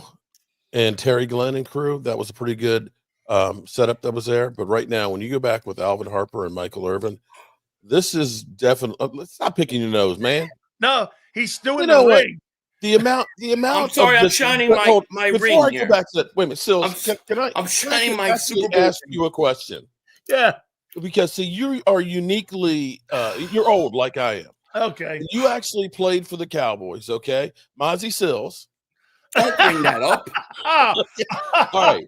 So let me ask you, when the Cowboys were good back in the days when you played for them, okay, were you guys giving Eagles crap, or was it more about the Redskins? It was the Redskins. Okay, because I'm trying to understand. Now, Buddy was throwing fuel on the body bags, and Jerome was over there. Okay. So when Buddy got there, it was Washington, but what changed the room was that Jerome and Buddy were always going after Jimmy, and he talking about the hair, and it was more Eagles, that the Eagles were talking shit and created that, and that had a lot to do with Jerome. All right. So here's this is Cowboys. I know Eagle fans are just ignoring and saying it's a bye week for them. But they're saying that the reason why they're being such big assholes is because back in the day, we were mean to them. Okay. Oh. Now, I'm trying to understand how it is that we have dusty rings that don't matter, but supposedly, old guys giving you shit years ago gives you license to come in and just say, fuck the Cowboys and Come in where? Shit. Come in where? Come in where? Where are they coming in to say this? Mark, are you getting attacked? Lord. Let me ask you the something. amount of trolls This is such the amount bullshit. of Eagle fans that are probably God, commenting this on this channel right now that literally just come after us. And we're beat us down dealing like with a guy redheads. that needs a pacifier. Okay, He needs a pacifier. Well, somebody burp Mark, all right? Burp him. Because listen, this guy did like a week worth of videos saying, Eagle fans, stop bothering me. And then today, what does he do? He runs and does a video again about me. Because I didn't talk about Dallas enough. I didn't talk about the Cowboys. Mad genius there, Philly. Philly, it's just craziness. Wait. You're telling me I'm a genius? Tell my wife. She don't believe it. Are you kidding me?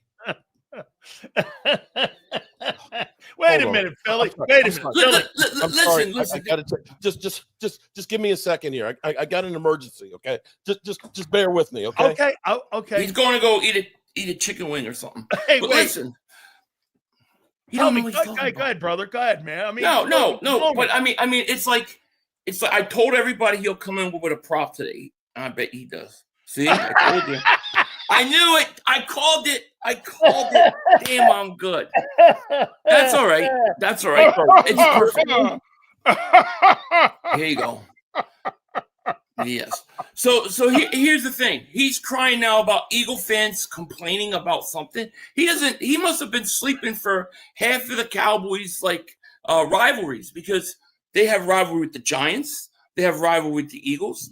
And it's been war for 30-something years, even more. Goes back to Dick Vermeil, Harold Carmichael. It goes back to that time, So I don't know what he's complaining. He's literally a complainer about nothing. Mark, you better take that off before you fucking die.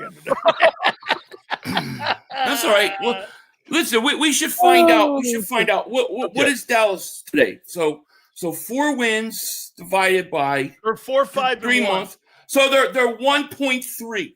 1.3 wins a month is what they average. All right. Well, here's what I'll say, Philly. Okay, you're right. I know what you're going to say. I'm going to tell you what you're going to say. You're going to say this. This is what you're going to say. Another brutal loss, another moral victory. Perfect. Your membership is secure for the low price of just $1.30. You can be in the 1.3 wins a month club. I'm Mark Holmes. I'm not just the president. I'm also a member. Oh my God, Mark. Okay, so I tell you what, though, Philly, you better not lose, man. You better not lose. Ooh. Hey, listen, we should never take games lightly. That Raiders game, we've got to be ready to play. That Washington game, we got to be ready to play. That Dallas game, we've got to be ready to play, because that Bears game is a huge game, man. It's a huge game. Right now they're in the 2-hole. Mm-hmm. Who? Bears? The Bears. Bears are 3-hole. Yeah, 3-hole. Are they in a 3-hole? Yeah. They're good. I mean, that's no joke. All of a sudden, that game's got a lot of meaning. You know what I mean? You're right, man. Especially if you lose to the Cowboys before it. Yeah, man. Hey, Mark, you think you got a shot this week? You think you're beating them this weekend? Everybody has a shot. No, wait. Before you answer, let me go here. I think Dak's having a sensational season right now. Vic Fangio even said it himself, saying that. Well, what do you think he's going to say? I mean, what do you think he's going to say? Oh, Dak, wait, what do you think, guys? He's got to say that. Bro, he's having anybody who says that Dak Prescott is highest QBR in the NFL. Dak Prescott, highest QBR in the NFL. Where was his talk about Dak after the Arizona game? I didn't hear anybody want to talk about Dak after the Arizona game. Body of work. You just swept that under. Quarterbacks playing good. It's about a body of work, not one game. When you play the Raiders, that you should have a good game. You should have a good game. Well, when you play the Giants, you should have a good game. That's right. And I'm not out there going, Oh, he's having a great season. But Hurts he is the is. most amazing player in the world, and he's 21 got passes. 4 wins Does your and guy 5 have losses. 21 CD Why are passes you on the denying season? the fact he's having a good year? I didn't say he wasn't having a good statistical year, but Oh, Lord. there's What's the more worst to defense that in football? than just Give me your defense and we'd statistics. be undefeated, Bro. bro. Oh, me your yeah, you'd be defense, we'd Okay, so undefeated. wait a minute. In Because your I tell eye, you what, Billy, I tell wait a you minute. what, In Billy, your eyes, no, no, Jalen no, Hurts no. is Let me end having this a argument better right year now. right now. Sills, how many wins would the Eagles have if they had the Cowboys defense? How many wins 4. would they have had before we got Quentin 4. Williams? With that offense? I don't know. Because that's what we're talking about here. You got, I mean, to your credit, Where was defense Dak is during the fucking Bears insane. game? Where was Dak during the Bears game? Where was Okay. Dak during the Arizona Where's game? your whole offense all season? I think Well, we're looking for him. bro, Dak's got to carry that offense. Your offense is the 4th worst offense in football, and he can't play defense. I mean, I listen. That's great. Are That's you great. saying to me that you think that Jalen Hurts is having a better year than Dak? I'm saying Jalen Hurts is having a better year because he's 8-2. As a Oh, team, it's a better his year. team is. Statistically, So then no. Bo Nix is having a better Statistics, year. no. So then Bo Nix- Statistically, yeah. So Bo Nix is Yeah. having a better year than Jalen. Do you think Dak Prescott would rather be on an 8-2 team with the stats that Jalen Hurts have, or be on a 4-5-1 team with his stats? No, he wouldn't have to have those stats. No. I mean, it's like you one or the other. It's You're not either one going or to the base other, everything on because statistics, Hurts or we're going to doesn't base have- things on win and Oh, loss. wait, Hurts doesn't have to have the numbers on the Eagles. Dak has to have the numbers on the Cowboys. Really? Has to? Yeah. Okay. Well, I don't think he has to. Wait a minute. That's about the facts. Those are the facts. He doesn't have Mhm. any numbers. I mean, Okay. those are the facts. Okay. Well, no, Sure. are they not? What? That he has a bad defense? No, Yeah, he has wait bad a defense. minute. Wait a minute. Not a No, good no, team. no. We're not a good team. No, Jalen can have the 4th worst offense in pro football and be 8-2. Dak Prescott, he has the worst defense in pro football, and he's 4-5-1. 4-5-1 They is not can't good. stop anybody. It's not good, but listen, It's not it could be good. a hell of a lot worse. If you put the Eagles offense on there, you wouldn't win a game.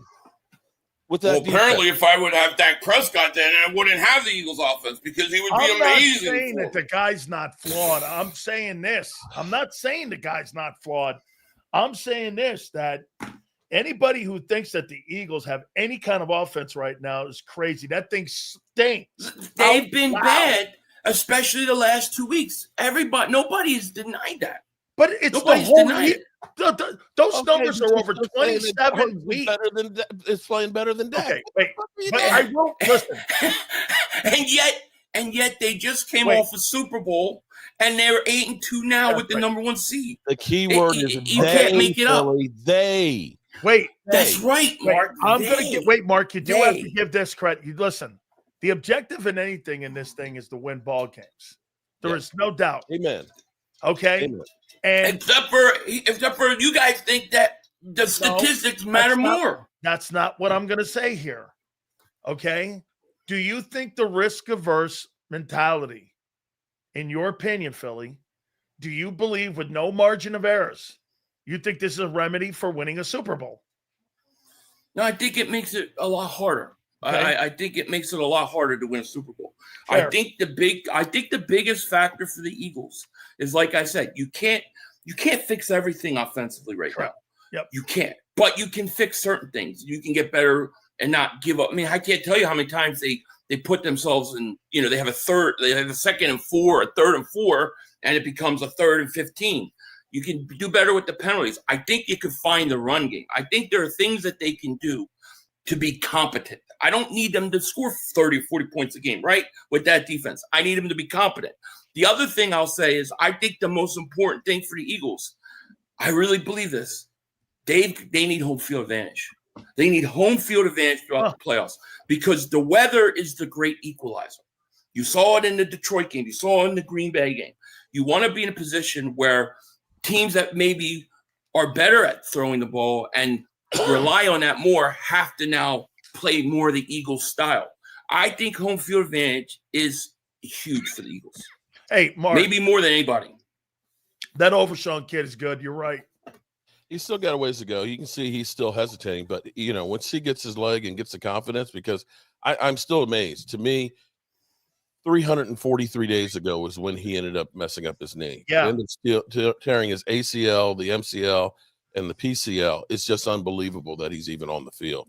And he is a difference maker. This defense is night and day different all the way across the board, because not only did we just get him, of course, we got Logan Wilson, which helped. We also have Donovan Ez, who is really coming on, and he could actually end up being Rookie of the Year defensive player. And getting Donovan Wilson and Malik Hooker back also helps that back end a little bit. Absolutely there. There's no question about it that you believe the Cowboys have gotten better? Oh, definitely. They've gotten better. On defense, without a doubt. The offense has shown flashes of what they did against the Raiders. I keep telling people, pump the brakes, because it's still the Raiders. Okay? They're a bad terrible team. But so I is think the you should Cardinals, listen to your own advice. and so were the Cardinals. And you can look at that and say, we got mollywopped by them. So, yeah, but I don't think there's just a team this year without dents in the fender and flaws. I mean, Philly, I will give you this, man. There's no question. The difference between your football team and everyone in the league, I mean, they just refuse to make mistakes. They are not going to make a mistake in a ball game, and that's an innate thing that you have. And I want to throw something at you though that kind of throws some shade at your quarterback. Oh, so, no, not you. No, not me. It's NFL.com just put this out. Oh, okay. And I'm sure you saw it. I did. Someone just said it to me. I know. I'm sure. Okay, hit me with it. How could Kevin Patullo be up for a head coaching job? Oh, I saw that. I know. I mean, so Kevin Patullo now is up for a head coaching job, and he's one of the top candidates in the NFL, according to NFL. By the way, just so you know, hey, Mark, NFL.com's owned by the league. So that's not a media thing. That's the league saying that Kevin Patullo is one of the top candidates for a head coaching job, and he has an offense that's 28th. Please don't let him go to the Giants. Please do not, because that's some crazy shit don't go to Giants. I'm so that scared. That goes to show you there's not a lot of candidates out there. I mean, what do you make of that? I mean, I think that's a shot. How can your offense be 28th and that guy be in line for a head? Now, does it come to what you say? He's figuring out a way to win, besides with all the things that we talked about, Barkley, AJ, Hurts, when we're talking about him being potentially in a bad system. He's in a bad system, and he's a candidate, and he's 8-2.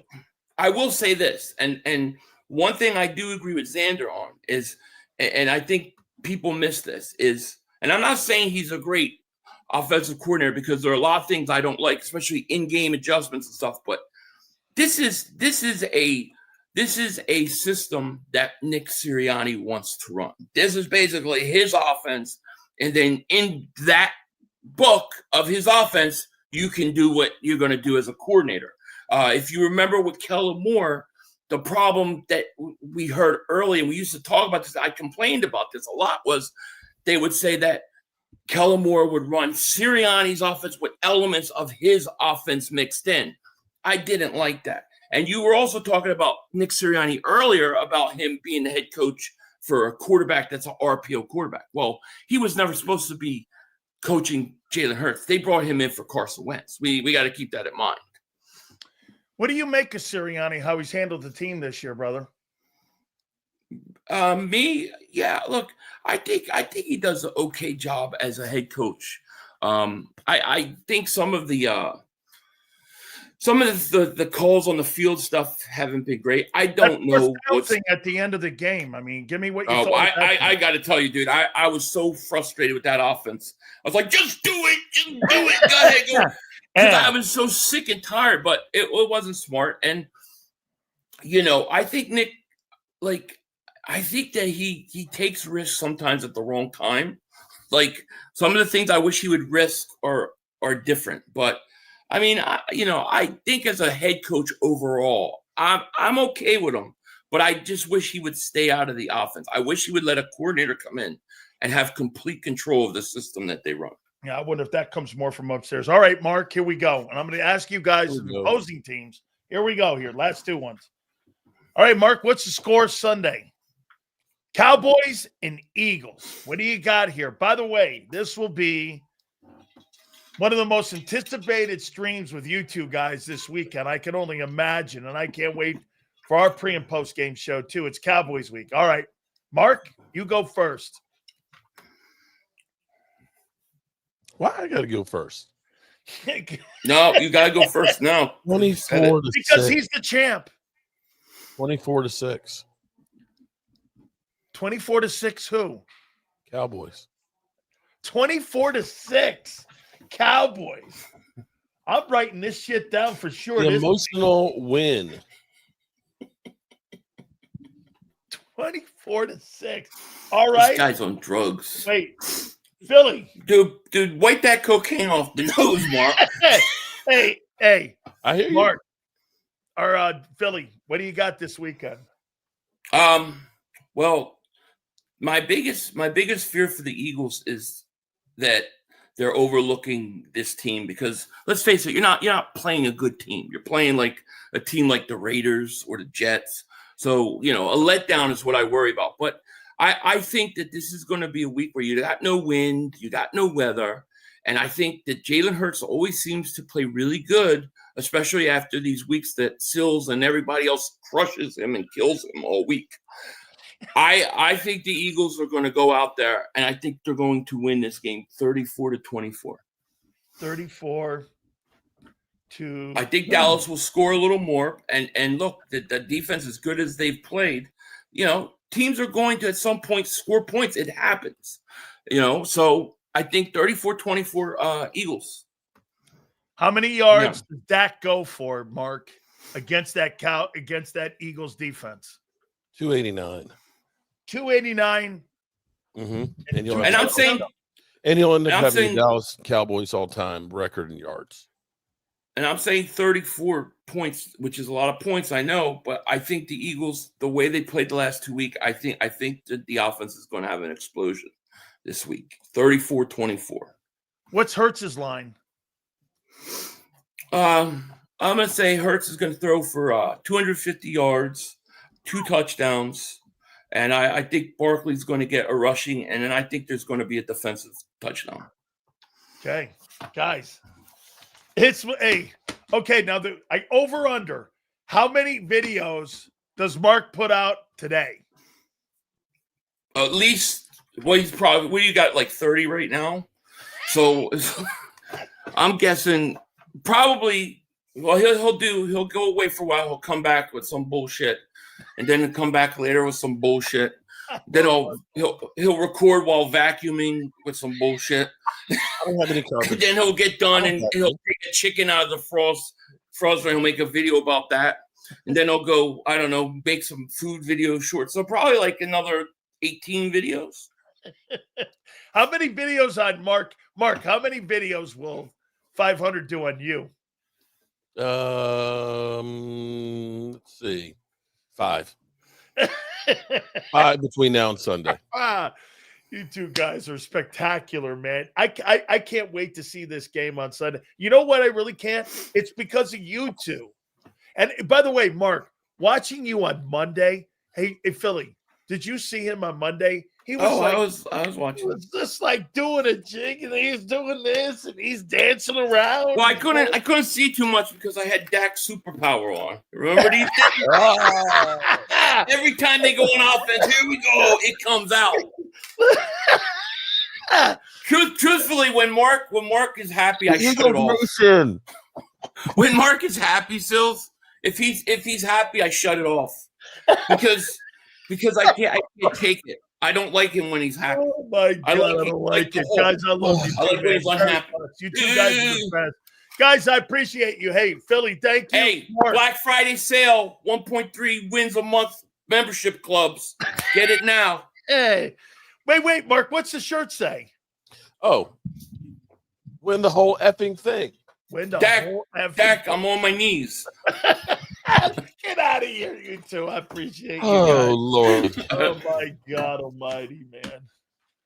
Good grief almighty. That's good stuff. These guys are a grand slam, and I can't thank them enough, man.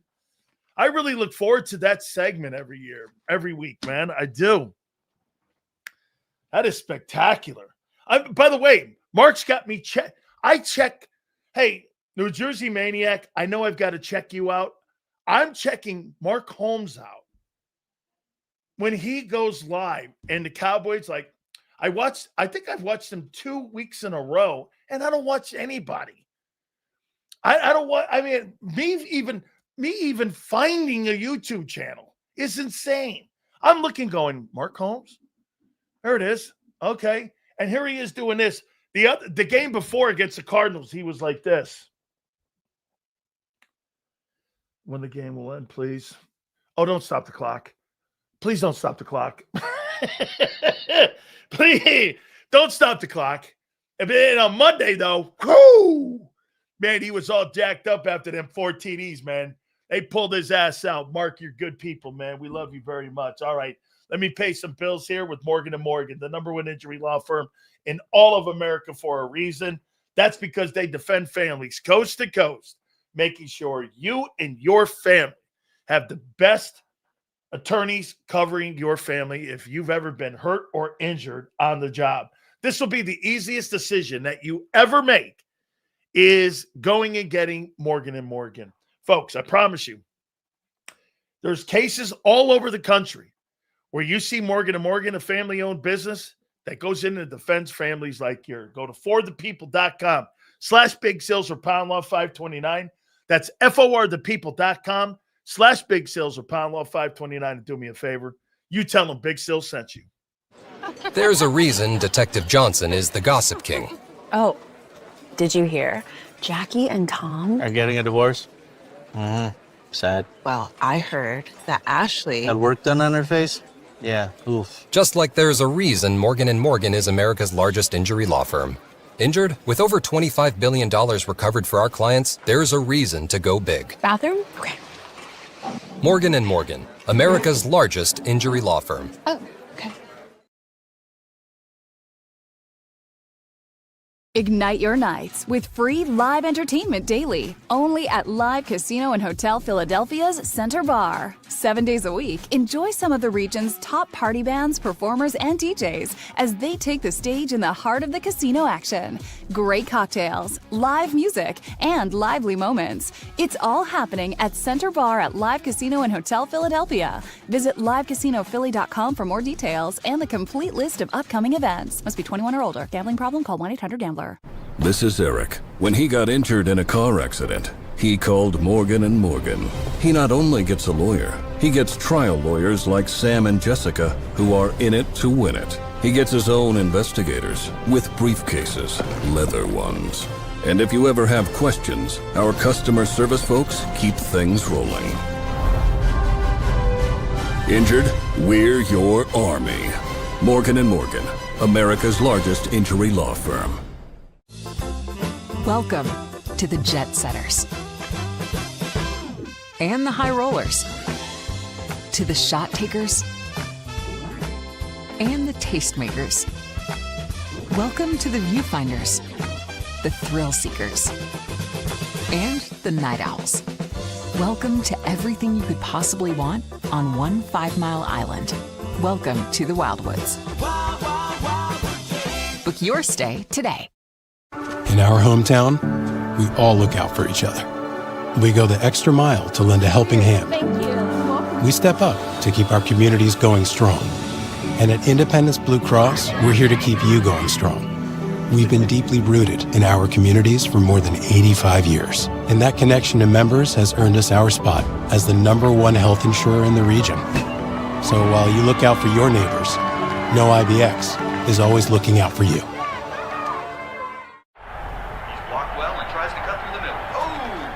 Your gut says Miami is going to win, and you should take the over. Your gut also said your NFT selfies would only go up in value. They didn't. But your head is on Sports Grid and knows the QB is in concussion protocol. The backup has a 45 QBR against the zone coverage. The New York D has the most sacks in the league. So yeah, trust your head. It's smarter to be on Sports Grid. EAGLES. Eagles.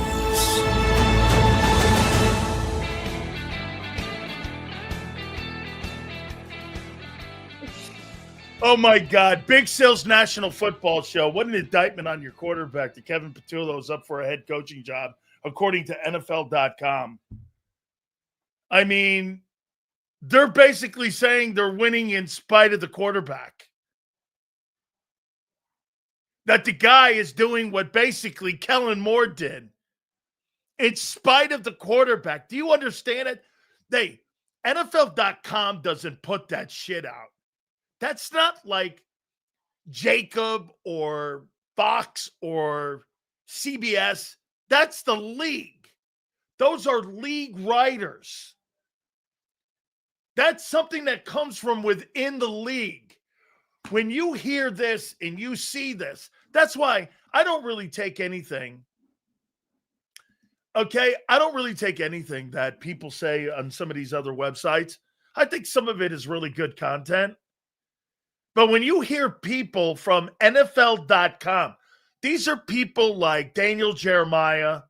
These are folks that are in the know, talking to owners and general managers.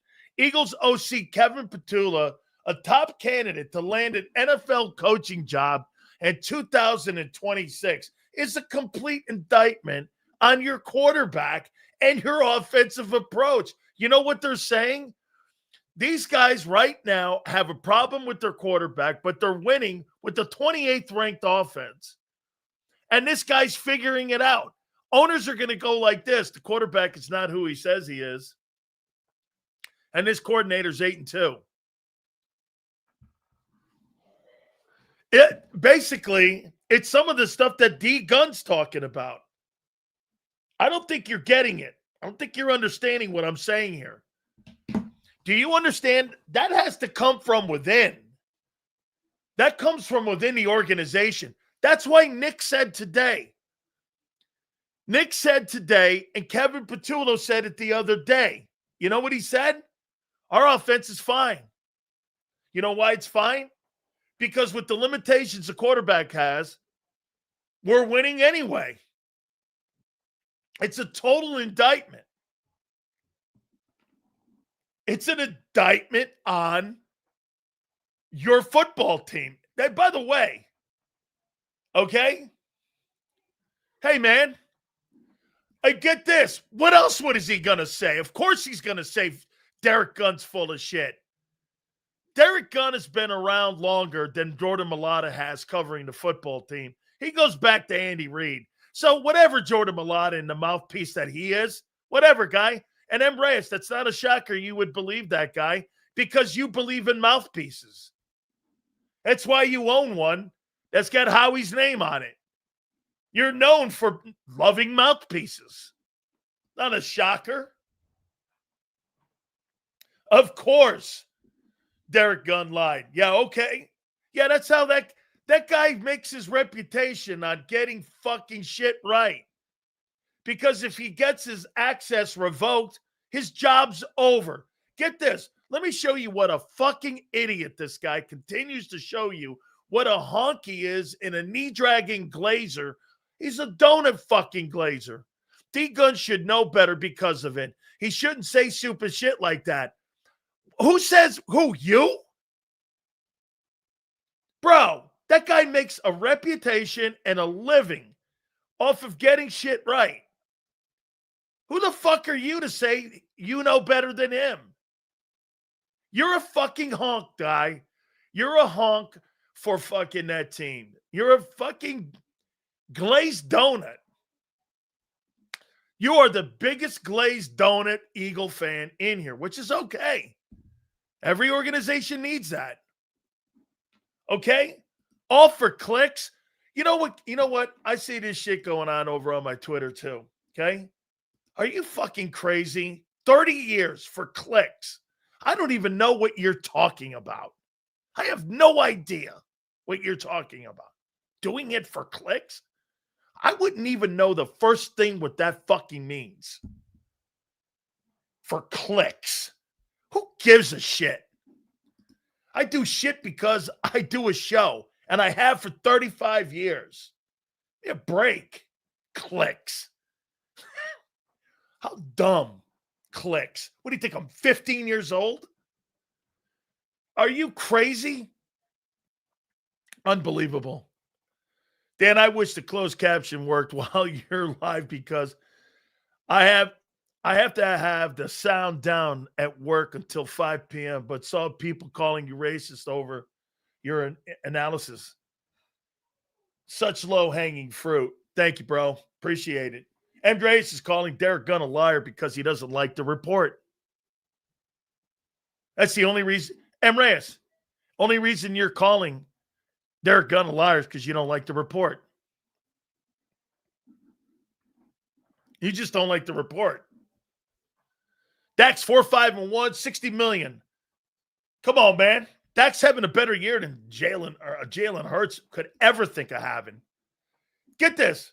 Hurts will never, ever, in any moment, ever accomplish the things personally as a passer in this league, ever, in the room of Dak Prescott. And like Xander said, that's not even a conversation. Hey, and for the record, Dak's not paid on wins. Dak's not paid on championships, just like every other quarterback in the NFL isn't. Jalen Hurts may not be a top-tier quarterback coaches look for, but he has determination, discipline, and a heart to win. That's why he's a champion. I happen to agree with that, Sal. I completely agree with that. Yes, I agree. I think he's got that innate ability to win ball games. And I do. Okay? All right? I mean, I absolutely do. No question about it. Hey, Sills, why didn't you bring up what Coach JB said about Dak to Mark and Philly 500? Because I forgot. Next time, do me a favor. When I got him on, I'll bring it up. Got to remember, hey, man, Steven, I don't remember everything. Xander's got to remind me to get people on. So I'm just being honest with you. Next time we have him on, put that in there and remind me, and I'll ask him the question. Promise, okay? I don't hide from any questions. Dak with the worst defense in the league. He doesn't play defense. Okay? I love how you all use that stat. What do you mean? I mean, he is on the worst defense. I got what you're saying, though. He doesn't play defense. By the way, Jalen Hurts is winning because of the defense. Dak is losing because of the defense. Isn't that fair? Hey, DFW, Dak's losing because of the defense. Hurts is winning because of the defense. Isn't that fair? Okay. Jalen has the 28th worst offense in pro football for 27 games. Yeah, I'm sure. Sills, no. Hey, I get it. You should see my Twitter right now. Because guess why? We're one of the only, or I don't know. You know what? I'll take that back. I think Xander Krause has been, Xander's critical. John's critical. I don't think those guys are like me. I've been saying it for 5 years, though. I've not changed. I think his resume, you'll never have him out of the top 5 in my eyes. Never. His resume speaks. As a skill set guy, he's top 15. That's a top 15 quarterback at best. Here, I'll show you something here. Now, again, this is a different conversation. We're talking skill set. Okay. Drake May is by far a more skilled quarterback than Jalen Hurts. Josh Allen, it's not close. Tua, as a passer, he's better, but he's not healthy enough. Jets, I don't know what they have. Steelers, Aaron Rodgers is too old. Lamar, nowhere near the skill set. Bengals, Burrow, come on. Browns, they don't have anybody. Daniel Jones, He's not having a better year than Jones this year. That's for damn sure. Trevor Lawrence. I just don't think Trevor Lawrence is beating the Chargers and the Chiefs this year. His percentage is too low for me, and I don't think he's a good skilled player right now. Stroud has walked back a bit. You'd probably take him there. Tennessee and Cam Ward, I don't know who he is. So that's kind of a first-year push. I don't know. Bo Nix, I think they're the same guy. Never over Justin Herbert. Mahomes, I'm not even going to debate it. Cowboys, he's nowhere the quarterback as a thrower that Dak is. He's not in the same conversation. But skill set wise, he's not better than Jaden Daniels. Jackson Dart is 1-1 versus Jalen now. In his rookie year, he's 1-1. Caleb Williams, I'm not sold on him. Love, I'll take Hurts over him. Goff, Jared Goff is a damn good quarterback. Bad night against the Eagles. Minnesota, J.J. McCarthy stinks. I'll take Mayfield over Hurts any day. Hey, by the way, you see, hey Xander, your what was it? Honorable mention. Bryce Young was just named the NFC Player of the Week, and I believe that's his first time that he was named the Player of the Week. When it comes to like his career, I don't think he's ever been named that.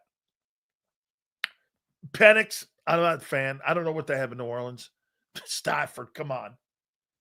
Sam Darnold. Listen, from September to December, I'll take Sam Darnold every day.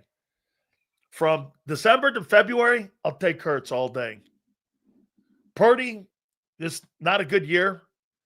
And Kyler Murray. Dude, there's like 9 guys you would have with Hurts over them in the league out of 32 teams.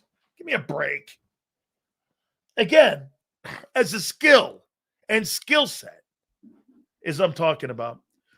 He's a good quarterback, but I won't lie, Roland. For me, those games last year will always play a factor with me. He really will.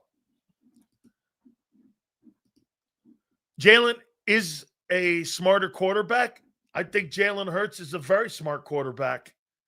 I think Jalen Hurts is a smarter quarterback than Lamar Jackson at times. You know why? Jalen would rather take the sack than throw the pass to get the interception. And that's one thing Lamar Jackson, that's why he's always done that. Okay, he got benched in college and will soon be benched in Philly. They're not benching Jalen Hurts in Philadelphia.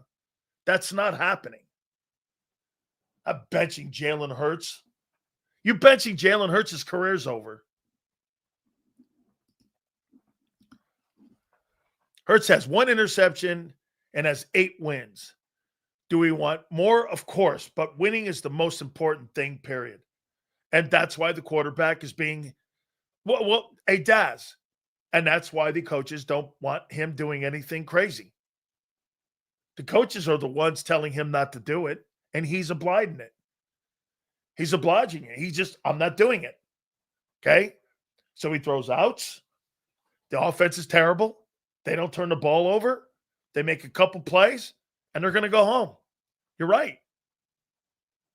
They don't want the quarterback playing football. This isn't 24, dipshit. Stop quoting last year's stats. I'm done arguing with you, Tommy. Okay. It's not last year. Last year has really nothing to do with anything except for trends. Last year, you were 28th in passing offense. This year, you're 28th in passing offense. This is 27 games now. 27 games. Hey, even you, Yale. 27 games. Seals, what is your prediction for Eagles and Cowboys? That'll be Friday. I do think the game's closer. How much closer? Yet to be determined. Sills, What is the end game here? Does Hurts just get criticized until someone within the Eagles organization breaks, or do they need to actually, yes. Listen, this is the one thing for me that I'm never going to do here. Okay?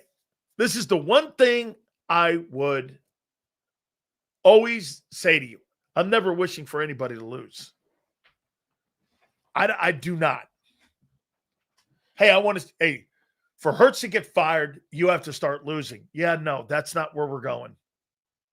No, I would never wish for losses. And again, wishing for a player to have massive failure, that's uncool. Okay? It is. Okay? But what do you make of that? Kevin Patullo is now up for a head coaching job. That's an indictment, man. The guy's terrible. I mean, and get this, the Eagles are pushing that out in their press conferences. Nick said it today. Kevin's doing a fine job. A 28th ranked passing offense. He's doing a fine job. The 19th ranked offense in rushing. He's doing a fine job. What a lie. How could you, like M. Reyes believes everything they say.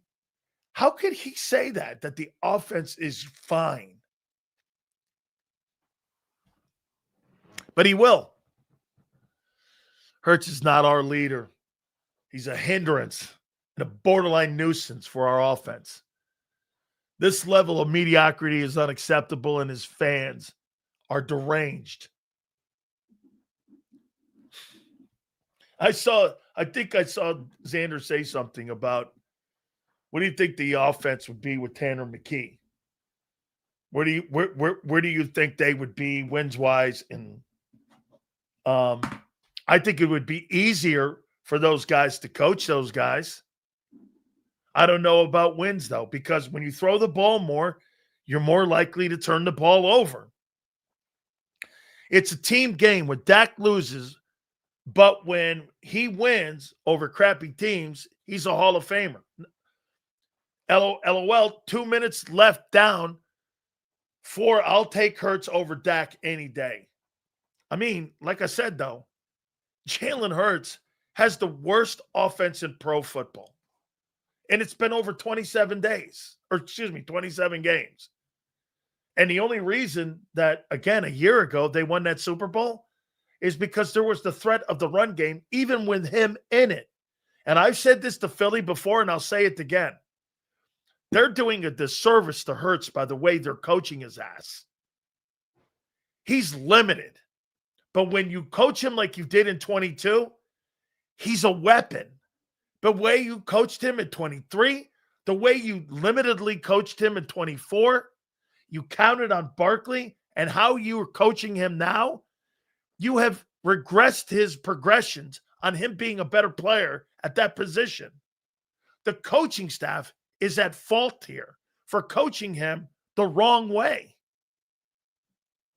And here's the problem. You're right, Philly. He's got an innate ability to win. You can't coach that. Do you know? Hey, Philly, how about this? What's the one thing that the coaching staff can't fuck up with Hurts? His ability to win. Is that right? The one thing the coaches can't fuck up is his ability to win. Screwing around with his drops, passing routes, the offense. This is the one thing that Wentz didn't have, that Hurts has. They can't screw up his ability to win ball games. Okay? That right there is why he keeps the job. They can't coach the winning out of him. Nick doesn't even yell at Hurts anymore when he makes a mistake. Why is that? Listen, I don't think yelling is the way to get through to somebody. I hate that shit. Okay? I do. I don't want My coaches never yelled at me like that. Hey, fucking kid. That's not how that works. Dude, great coaches are great teachers. Yes, I agree with that, Sills. I agree with you on how they use him. You use him like you're using him right now. He's terrible. You use him to his skill set, him moving out in the pocket, him getting out in the perimeter, off schedule bullshit. Let him do that. He's a weapon. You put him in a drop back and you don't run him. Philly, Wink Martindale told him 2 years ago after the Tampa game, bro, when you don't run, it's easy to defend you. He told you that. And they're gone back to that. Kevin Patullo is up for a job. That shit comes from the Eagles. The Eagles are putting that propaganda out for the NFL Network. Where would the NFL Network and anybody get that from? That comes from Bob Lang. That Kevin, it hurts. How about this? Somebody in the organization is not happy with Jalen. Because what they're doing is they're trying to make him look like the bad guy here. That D-Gun report about him being uncoachable, that he's upset with the coaches. Get this. Isn't it funny? Xander, look at this here. We should, hey, Xander, on my X account, I want you to do me a favor. I want you to take a picture of that thing, and I'm going to show people what it is because it says NFL.com. Don't you find it funny? The Derek Gunn report about, follow me here. The Derek Gunn report comes out that there's people inside the organization that are unhappy with Hurts. 3 days later, NFL.com comes out with Kevin Patullo is the top candidate to be a coach in the NFL. No, you think there's any? Maybe I'm wrong.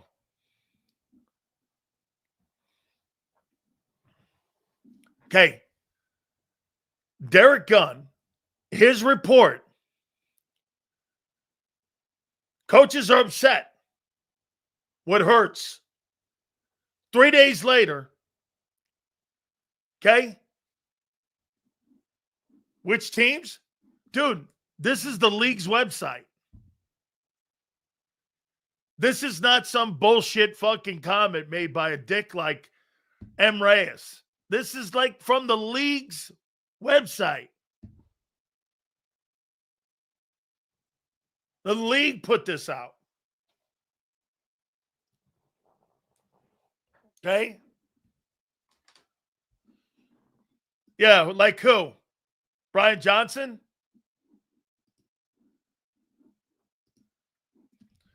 You could trust E-Gun on all things barbecue and Eagles inside info. You tried telling me about barbecue, but I'm not allowed in front of the barbecue here. We don't beat Dallas that first game if Hurts didn't show up. He shows up when he has to. Yeah, he frustrates me, living shit out of me, but can't deny he's I've never denied that. Jalen won the Super Bowl all by himself. Hey, the Jalenites. Let me see how many more Jalen. Oh, we got a ton more Jalenites. We got it. Whoa, look at the Jalenites. It's great. Oh, this is wonderful. I've had a great day. Oh, my God. Petitions and all kinds of shit being said. People watching the show. I've had a marvelous day. Actually, I haven't had a day like this in a while. I feel pretty good about it. We've had a marvelous day. Thank you. I'm trying to understand how Tanner coming in, getting the ball to receivers, and with our defense playing lights out, how would that make us lose?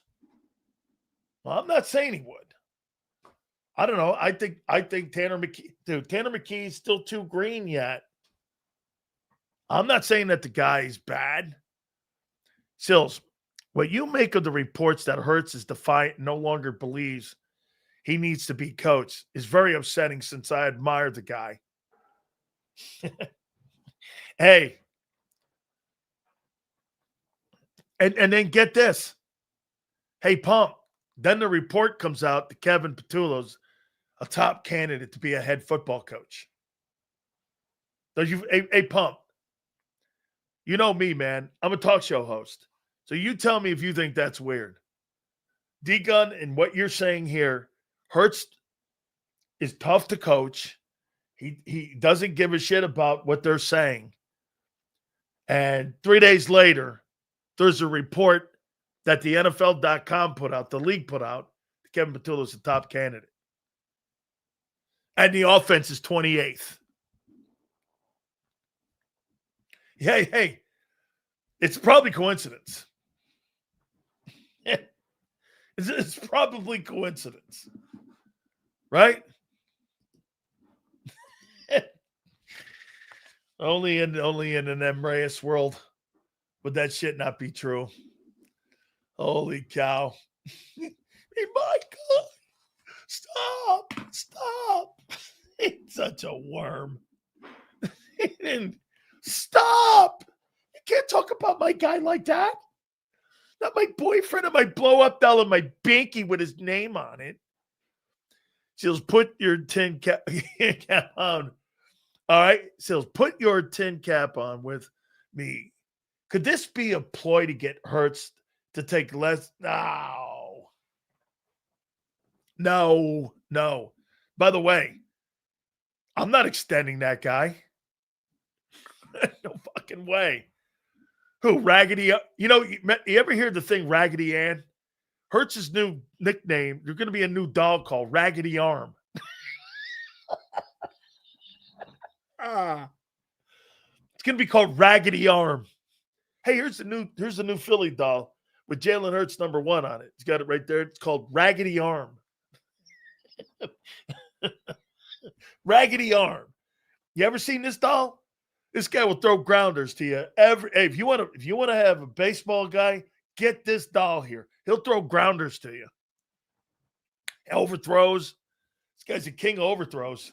And dirt 3 and outs. Hey, get this. I got a new job for Jalen. I got a new job. It's a ballerina job. Xander, go with me here. It's a new job for Jalen. It's a ballerina job. 1, 2, 3, kick. 1, 2, 3, kick. 1, 2, 3, kick. 1, 2, 3, kick. 1, 2, 3, kick. It's like a ballerina. 1, 2, 3, kick. 1, 2, 3, kick. He's like a ballerina. Ballerinas do that. 1, 2, 3, kick. 1, 2, 3, kick. Oh boy. 1, 2, 3, kick. 1, 2, 3, kick. 1, 2, 3, kick. Sills, let's be real. These Jalenites really just want to load up the Eagles content and hear Kizzy noise. You mean like a binky noise, right? Yeah, kind of like that. It has done more to convince than any Jalenites could. Oh my God. The Jalenites. Oh my God. The Jalenites. Hey, yeah, he's done so much. I'm so impressed. I mean, when I watched the offense of the Eagles the last 3 years, fuck, man. It'll go down. Hey, how about this?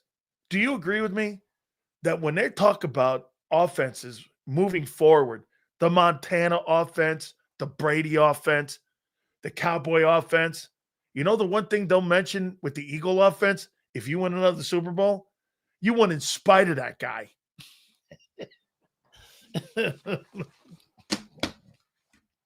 You won in spite of that guy. DeMonte. Hey, Elway was great with those 2 Super Bowls. He was phenomenal. So was Terrell Davis. Manning's offenses were just phenomenal. when they talk about the Eagles in years to come, they'll go, either, you know what? The headline will be this: underachieved, or they won in spite of. That's what they'll do. They won in spite of. Sills, as great as the organization has been, and it has been, is it fair to say that their one kryptonite is developing quarterbacks? Completely true. Jalen Hurts has regressed, not developed them. Look at the shitty people they've hired. Absolutely true. Look at the dog crap OCs who are now being propped up for head coaching jobs. Oh, this is a good one here. Sills' burner account is when he's asked, man, oh yeah. No, here's the thing with my family. My wife says that I'm not allowed in front of the stove, really, and I'm not in front of the any kind of grilling. I'm not allowed. And like when they go away and I'm by myself, I'm not allowed to have any kind of grilling. And basically, I have to get cold sandwiches because I almost burned the house down a couple times too. I'm not very good at it, so I kind of stay away from that shit. Yeah, my wife's the griller. I'm probably the second in line in my house would be my daughter. Okay? He made a petition. Yeah. There's a petition. Fire Sileo. There's a petition. There is. And by the way, it's awful long, too. He's just really, there's really the guy. He's just one of these guys that, okay, man, all right. I won't lie, man. Man, my Twitter, my X account is blowing up today. Let me see how that one thing's doing. Let me look at something real quick here. The one thing that what's that guy's name? Bunsen burner? Or what's his name? Lord Bunhole? What's his name here? Lord Bunkhole. Yeah. Let's see here what we got. Yeah, it's doing well. It's all right. How you doing? Lord Brunson. Good God almighty. Fuck. The new wave guys. These are the new wave guys. Lord Bunghole. Really? Of me? Oh, my God. Careful, Sills. Okay. Yeah. Hey, I guess. Sure. I guess. Jalen going to have more wins than passing TD. Oh, my God. He's going to have more wins than passing touchdowns this year. What's the over-under on that? On passing touchdowns for Hurts this year. What do you think? 14 wins for the Eagles. Will he have 14 TD passes? That's a good one. That is. Who won the Super Bowl? Who was the MVP? Oh, yeah. Eagles and Jalen Hurts. Dude. Jalen Hurts, Super Bowl MVP. Hey, by the way, Nick Foles was a backup quarterback and won the MVP. He was a substitute teacher and won the MVP award. Dexter Jackson won the MVP. Desmond Howard won an MVP.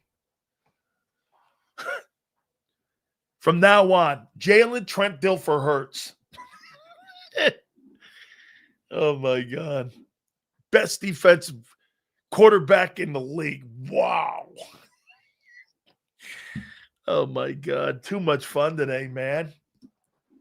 See, even my aunt now has come to the point now where we just have fun with it.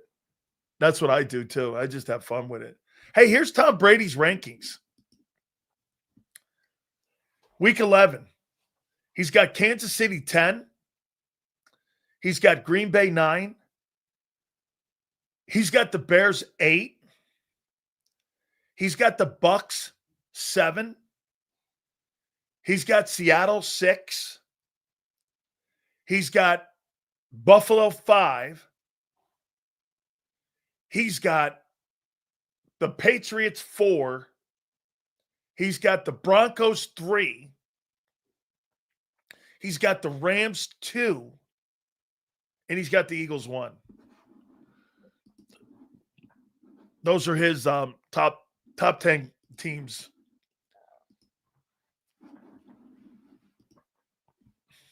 This is great. Everyone doubts Hurts. True Eagle fans can recognize that he has flaws. But no, they can't. No, they can't. That's where you're wrong. They don't recognize he has flaws. They're going to blame other people. See, that's what people do in life. They blame others for their own failures.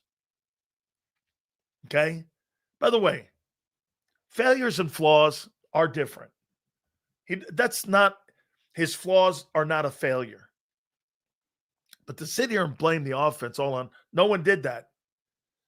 Nobody has blamed him. And go be a Cowboy fan with Dak throwing. Dude, all this is, Dak is a better thrower. That's facts. Okay? No one's blaming all of this on Hurts. Obviously, you didn't hear me. You're just hearing 2 minutes of it.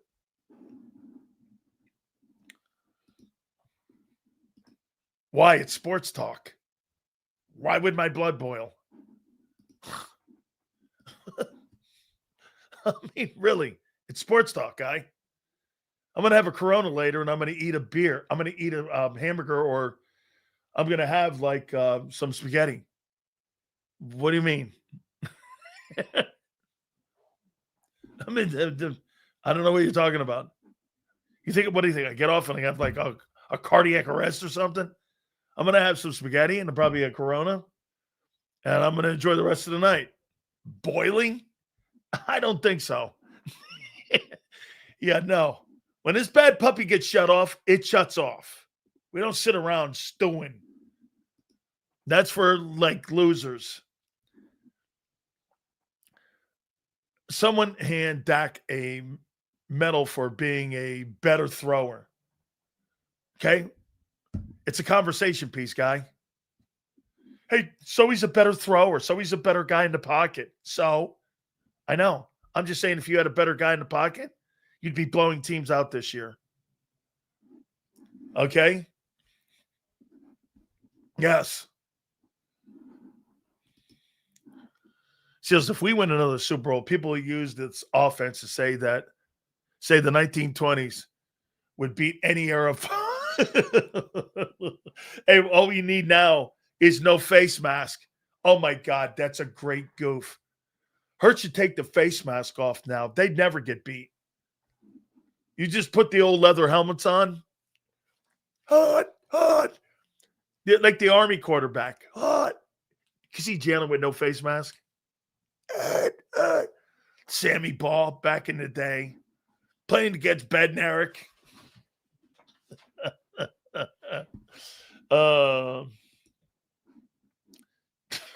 Hey, Marquise, you're full of shit.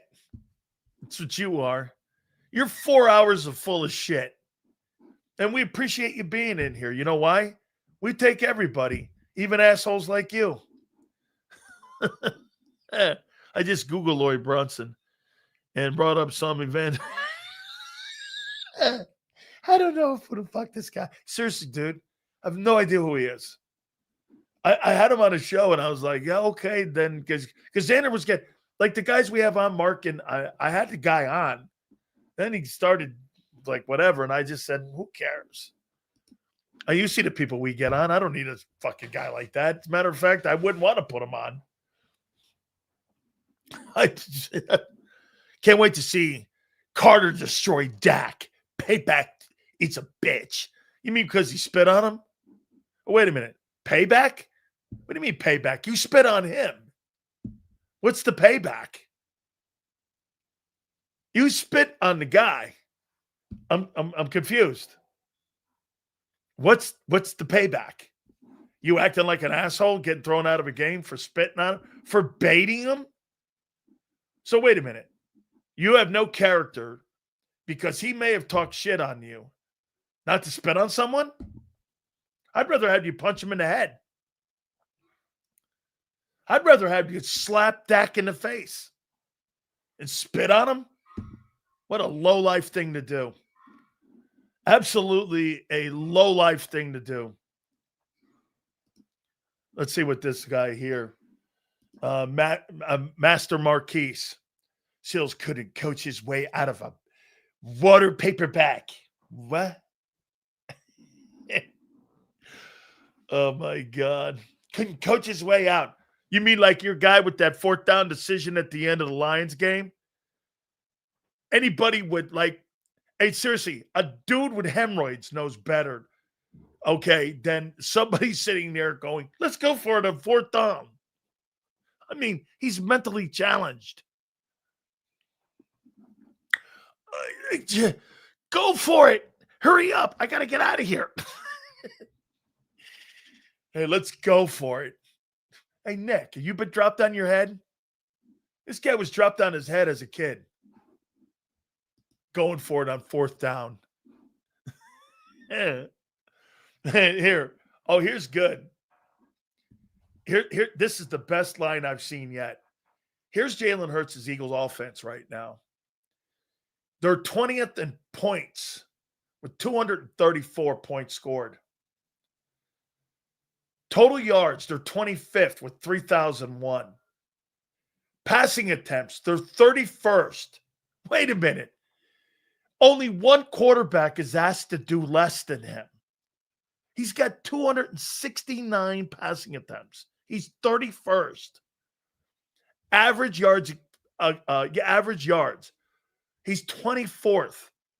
And first downs for this offense, they're 172. Holy shit, do I got to save that? And do I have to read that thing? Holy, let me read it again. They're 20th in points scored. They're 25th in total yards. They're 31st in passing attempts. Hey, only one. I'd like to know who the guy is that's 32nd. They're telling you right here, they don't want him to throw the ball. Average yards, they're 24th. And in first downs, they're 28th. Good God. Wow. Oh my God.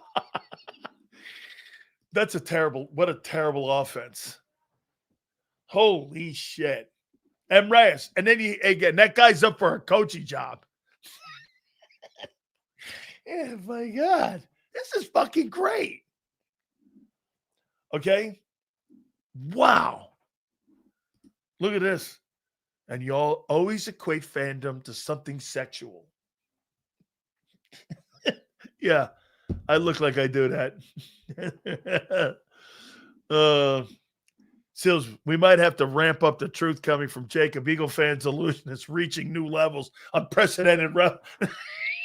Yeah, this is one of the biggest Eagle fans. But you see, the difference is that the kid's got a job to do.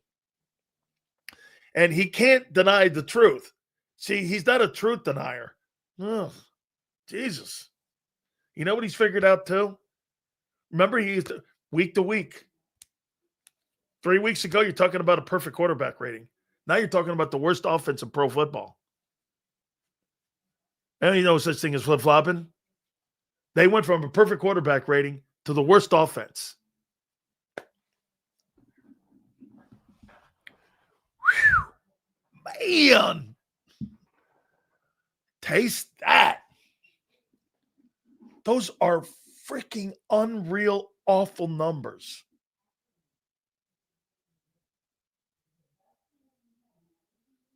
$269 attempts.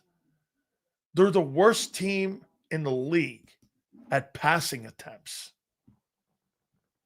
Telling the quarterback not to throw the ball. All right. Hey, Big Sills here.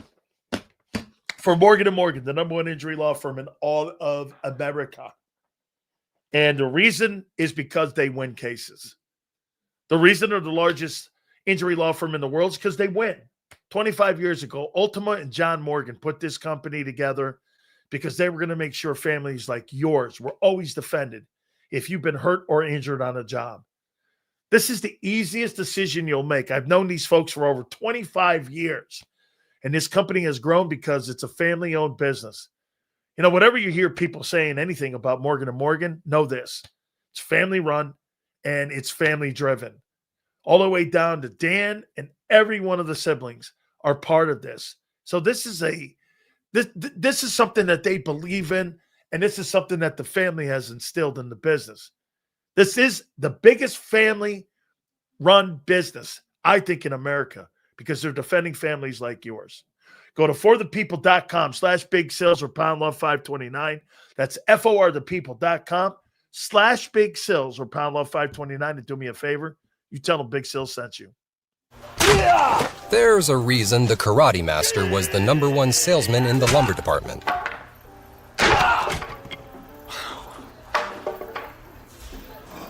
Karate. Just like there's a reason Morgan & Morgan is America's largest injury law firm. Injured? With over $25 billion recovered for our clients, there's a reason to go big. Morgan & Morgan, America's largest injury law firm. Ignite your nights with free live entertainment daily, only at Live Casino and Hotel Philadelphia's Center Bar. 7 days a week, enjoy some of the region's top party bands, performers, and DJs as they take the stage in the heart of the casino action. Great cocktails, live music, and lively moments. It's all happening at Center Bar at Live Casino and Hotel Philadelphia. Visit livecasinophilly.com for more details and the complete list of upcoming events. Must be 21 or older. Gambling problem? Call 1-800-GAMBLER.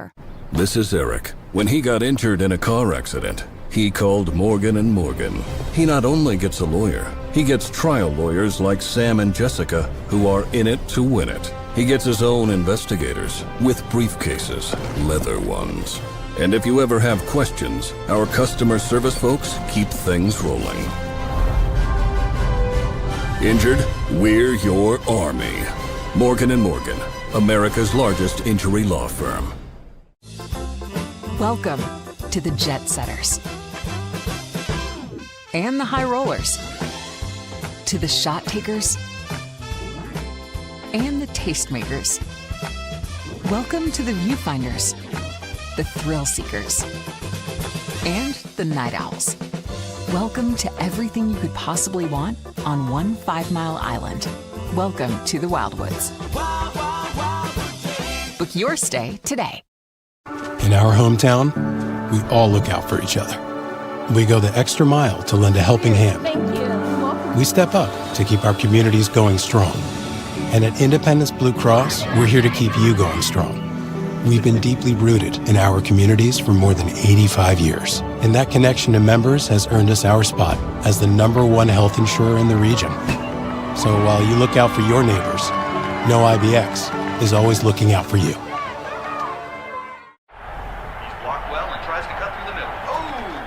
Your gut says Miami is going to win, and you should take the over. Your gut also said your NFT selfies would only go up in value. They didn't. But your head is on Sports Grid and knows that QB is in concussion protocol. The backup has a 45 QBR against the zone coverage. The New York D has the most sacks in the league. So yeah, trust your head. It's smarter to be on Sports Grid. EAGLES. Eagles.